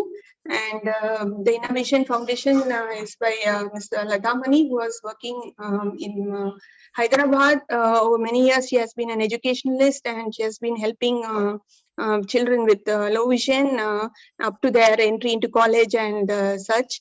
And then she had moved to Coimbatore around 3 to 4 years back when she contacted us. And then this Inner Vision is a organization or like where like-minded people are contributing, mainly based in USA. They are funding to help us help our patients better. And the CVN services we have started with year 2020. And just to give you a few insight about our project, the USAID, it was the low vision screening, treatment and service provision project for the children of Coimbatore. And this project was started because we didn't have any prevalence data in Coimbatore as to how many low vision children are there and are we really missing out on them. So we had actually worked along with a few of our field workers whom we had trained, and they in turn trained the key informants and also the SSA teachers who were part of the major success of our project. And these are the photographs taken in the SSA camps. And these are again, we had gone all over the length and breadth of our neighboring areas of Tamil Nadu, including a few tribal areas of Top Slip. And these are just photos there. And these are international trainee, Dr. Manda, who had been with us for a year from Nigeria. And he had he had actually learned quite a bit of Tamil at the end of his fellowship with us here. And there were quite a few patients asking for him even after he left to Nigeria. And so this is the camp in the special school for the blind. And this is Ms. Liliana Riba, who had visited us from the USAID. And so this was a blind school camp. And this is a photograph of all the photos that we had received from the children who were using the devices in the school at the end of the project. And that was like something very good. These photos were given by the SSA teachers, and we made a collage out of it just to show that there is no, and these are all children who are studying in the integrated school and the normal school. So there is really no shame or they didn't have any mindset was good enough to use the devices that we had prescribed. And in fact, right now I'm working along with Dr. Vijay Kumar of LICO to see what has been the impact of this study. And we are trying to go back over the past 3 years, and we are trying to get in touch with all these children, see what impact our project has had on them, and in what way, so that in future we can do it a little more better. So this was the, all the targets were above what we had set in mind. We had wanted to screen around 400,000 children, and we had screened around 7,84,000, just double the number that we had set out with. And the low vision children identified were around 1,577 and 683 glasses, and we had prescribed, and also we had given the devices. And as a part of this, we could also identify treatable conditions, including cataract and squint. Sandra, and yes, because of the time, can you go fast? Yeah, just the project. You can leave the project, and then we can go to other things. Sure. So we got a publication out of that also. So the challenges include inadequate infrastructure, just with a little bit of space constraint here, though we will be expanding our hospital soon, and hopefully we will be able to expand the low vision clinic also. And so with regard to just for the past 1 year, we have been doing a lot of telehealth for CVI. Because of the pandemic, we wanted to be in touch with our patients, and so with the help of Zoom connectivity, we are connecting with them online, and so that helps us to keep in touch with them. So this is some new thing that we have been doing in the past 2 years, and it's definitely cost effective doing a hybrid approach of inpatient visits alternating with the telehealth. And we can also connect with multiple specialists together, reduce number of inpatient visits, and reduce the economic burden. So the plan for the future would be infrastructure expansion as what we have as the top priority here. Low vision examination, technology center, if possible, including optical, electronic, and adaptive device assessments, adaptive computer training center, living skills center, area for center, including mobility training. And we increase the inpatient volume, outreach, expand CVI service, and better networking with the governmental and non-governmental bodies to improve upon the services. Thank you. Thank you, Sandra, for your elaborate presentation. And because of the large volume they have had, Narasimhan, I requested you and you have dispatched, Ramu has dispatched the free device to Coimbatore already, and there are 12 patients have been identified who are definitely in need of this SVG, and then soon we will be distributing them with your help. I think that we will come to the last presentation and then we will conclude. Fatima? Yes, madam. From Tirunelveli, it's one of our other tertiary hospital in Tirunelveli district. Yes.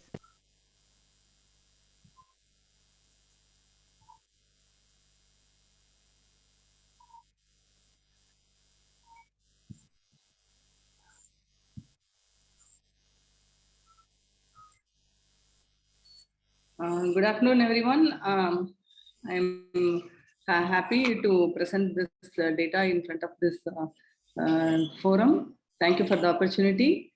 I'm from Aravind Eye Hospital, Tirunelveli, which was started in 1988.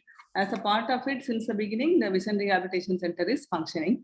The service area of our center covers 4 southern districts of Tamil Nadu, and also we get patients from southern part of Kerala.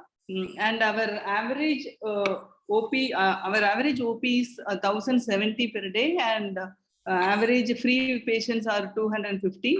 Last year we did 350,000 surgeries, and out of that 50% was paying and 50% was free and subsidized. Our total staff is around 650 in number. And in our low vision service, we provide optical, non-optical devices and electronic assistive devices. And we also provide office-based vision therapy, but it is interrupted due to this COVID situation. Recently, we resumed again. We are in a situation to stop it. Occasional guidance, we guide children to get into special school and integrated school. We help adult patients to get employment and disability certificates. And we conduct regular camps in the integrated schools, special homes, and school for blind and school for hearing impaired. Our infrastructure will include, we have a room for vision assessment, everything combined for 107 square feet. We have a vision therapy room, but it is a kind of, we share with another procedure room. So when we don't find a place in our room, we will take that room to offer vision therapy. And orientation and mobility, we use our little bit quiet place of our hospital, that corridors and lawns, to demonstrate the cane and everything. And we have offered recently this year motivational speech by graduates from the blind school who has got into placement in a good IT and as a tutor here on another person. And this is the manpower. I'm with Aravind the past 13 years, and we are in constant getting updates from Aravind Eye Hospital. We are department Madurai, and I, along with Dr. Sandra, did observation program in Massachusetts Eye Infirmary Low Vision Department, and taken part in instruction courses, CMEs, and conferences related to VR. We have Selvi optometrist, 12 years of experience. And she attended proper training course in Vision Rehabilitation Department in Aravind Madurai.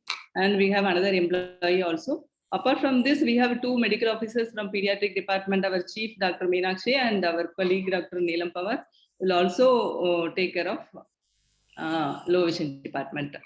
And we have these aids, all one in number, and these are all vision assessment kits, vision stimulation chart, LIA gratings, puzzles, hiding chart, and all kind of magnifiers. These are all for trial, and we have our optical shop for ready sales. Patients will get right away there. They have adequate stocks, and all kind of magnifiers and prismospheres, half-eye spherical glasses, and for telescopes and all. Due to short of time, I will just and we have these guides, non-optical aids, letter writer, mobility cane, and we have vision stimulation things, and glasses. And these are the small developments made by our department, where we are now providing a notex for the current currency. Earlier, the notex was not available for the after demonetization. So with the help of RO Lab, we have 3D printed the new notex that will suit our current currency, and we have come up with a wallet that is friendly for visually impaired. Here we have two compartments, one for lower denomination currencies and another for higher denomination, and the patient can keep this notex inside so he can verify the currency value. And vision rehabilitation service available. Yeah, we have functional vision assessment for both for pediatric and adult. We are planning to get a electronic tablet. Currently, we are using mobile phone and we have a desktop computer in our department, and we want to have a handy device. And we prescribe and vend low vision device, including advanced devices, but we need enhancement, like we like to have the smart vision glasses and all. We have a smart cane, but and we the electronic magnifiers patients frequently buy, but these kind of additional, we want to enhance our sale, our service. And training in low vision devices, we train because of the space constraints. We actually want to I didn't understand what it is. We don't provide a training for low vision rehab personals, but for patients, yes, we do. And networking with different personals, yes, we have in constant touch with our local blind school, which offers it's a quite a big blind school for more than 100 years. It is there in our Tirunelveli. And so we will get constant updates and we get to know the constant development in their areas. Training in orientation mobility, yes, we are providing. Recently, our renovation work and our building constructions are going on in our hospital. So soon it will settle, that requirement for space will soon get settled. And training to use computer and mobile phone with special software we are providing. We have our optometrists have downloaded all the applications, assistive applications in the mobile phone and demonstrating it. And she has developed a video to demonstrate to the patients how to use each application. And we plan to put it in YouTube, and now we are sharing it with the patients who are visiting our department.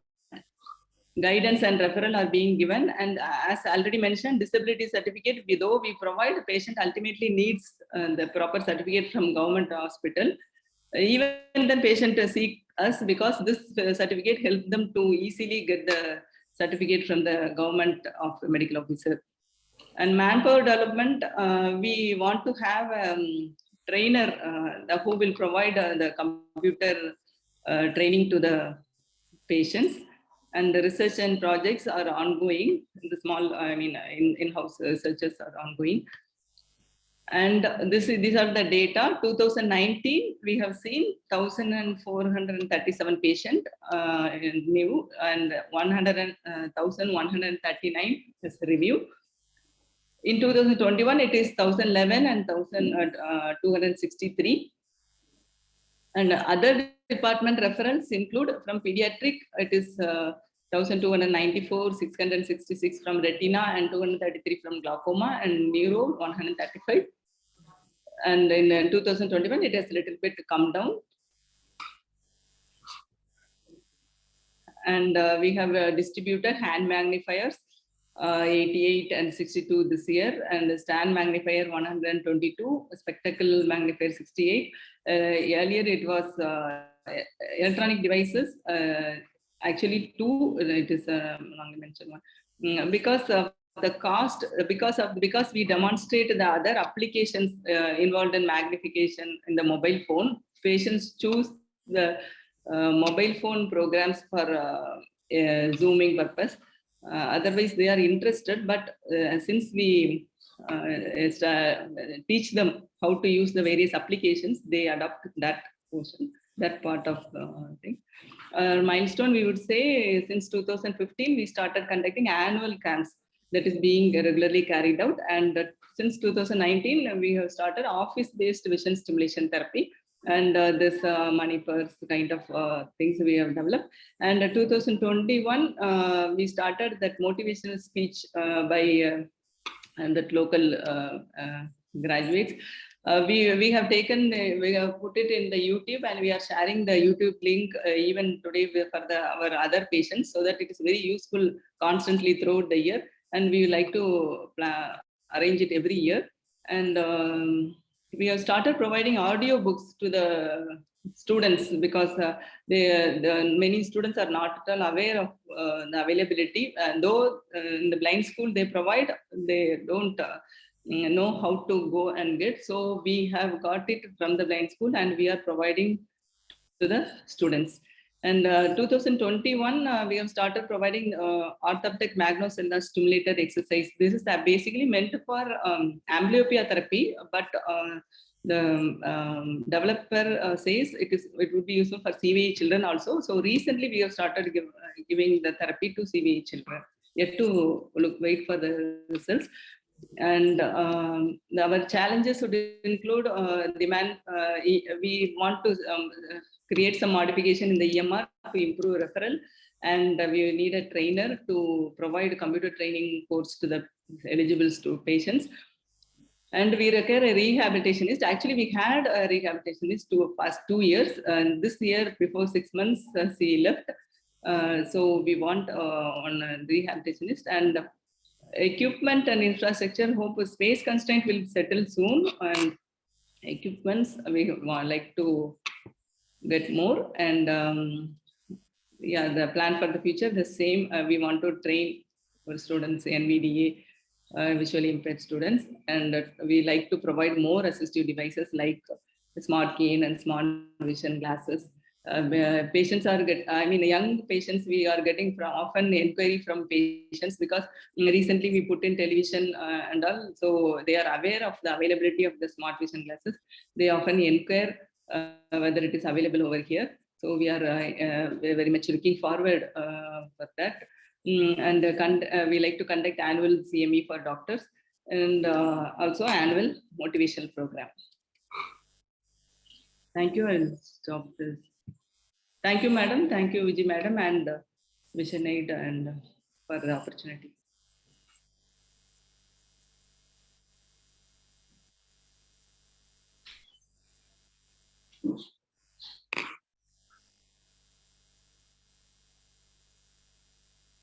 What do you?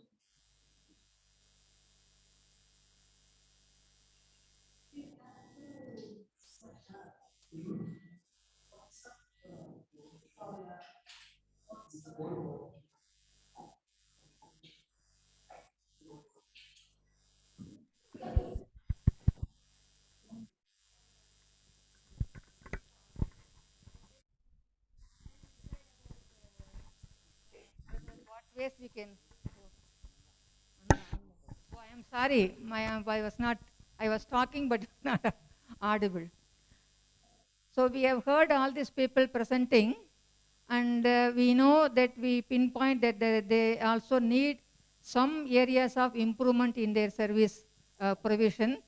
And it is a too short a program to identify each and every point for all the hospitals.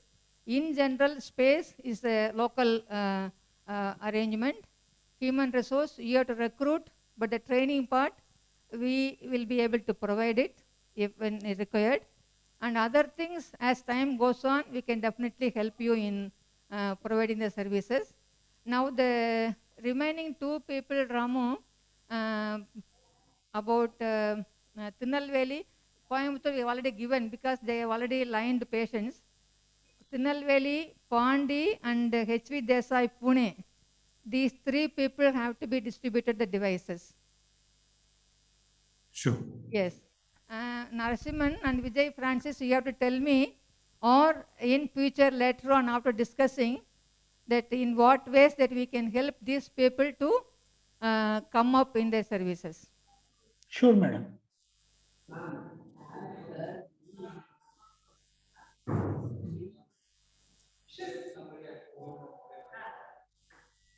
Parikshit is there?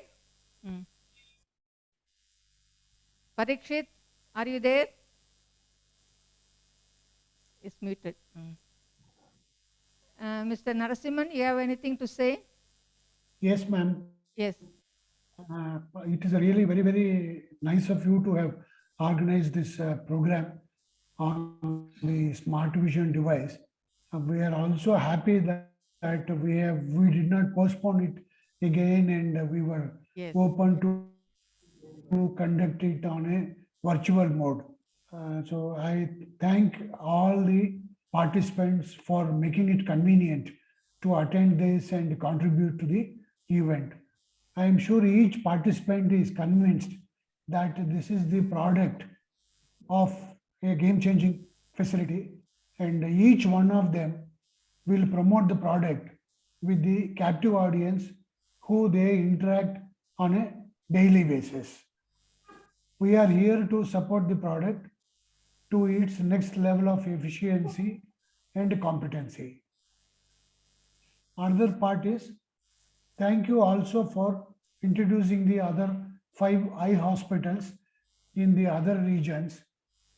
We find that there is a clear need for infrastructure, training of students, and also training of the rehabilitation staff. So we will keep this in mind and will address this in phases.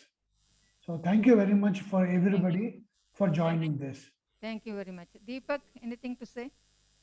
Thank you, ma'am, and thank you, Mr. Narasimhan. One thing I was noticing that almost everyone said, one, that, okay, the problem with the low vision devices, it's expensive and other things. So to some extent, when we provide devices, whether a patient has paid for it or if we have provided at no cost to them or subsidized price, one thing that can be considered is if the because abandonment rate is known to be higher, 25 to 50% of the people don't end up using it in the follow-up visits. So if we identify those who are not using, who are not finding it useful, if the devices are in good condition, taking it back and using it for the other beneficiaries may address that issue. So in some cases we do that wherever it's given at no cost, or if patient wants to donate those devices, the one which they don't find now useful, so that we can expand these or address this issue of non-availability or the cost of devices. And thank you, everyone. There are so many areas, probably in future sessions, we will try to address those. I think they also need that capacity to build their capacity. They need our inputs in many areas. Yes, thank you very much, Deepak, for being there till the end of the meeting. Mr. Ramu, you have anything to say? Yes, ma'am. No, Dr. Deepak brought out a good point. No, what we have done, so we have made this device into an IoT. We get to know who is using it and who is not using it. Okay, we can proactively, like, if someone is using it, why, the reason why he is using it. But first, number one, we'll get to know how many times he's switched on and how long he's switched on. All those things we get, that information, we get it. Okay, yes. That information I can also make it available to, like Flora Madam also. We can do that. Yes. Because remotely we have a what we call it a help desk, yes. And then we can give all the devices that are given from whichever center, they can monitor. Yes. We can, that's a good facility, ma'am. So as a result, you will get to know, sometimes, like there are so many reasons why they are not using it. Yes. But the very purpose of giving it is because they can live independently. Yes. So that software is with us, that we made the software. I can make it available. I'll demonstrate it to Flora Madam one of these days. Definitely, that will be because we have seen even when we give spectacles, yes, myopic spectacles to the school going children, they say they'll just keep it because we have given, they'll keep it in the bag and then they will never use it. That is why we are very strict about choosing these patients who are getting free devices. If they are not responsible, if they don't pay anything, then the responsibility. So I think a software which is coming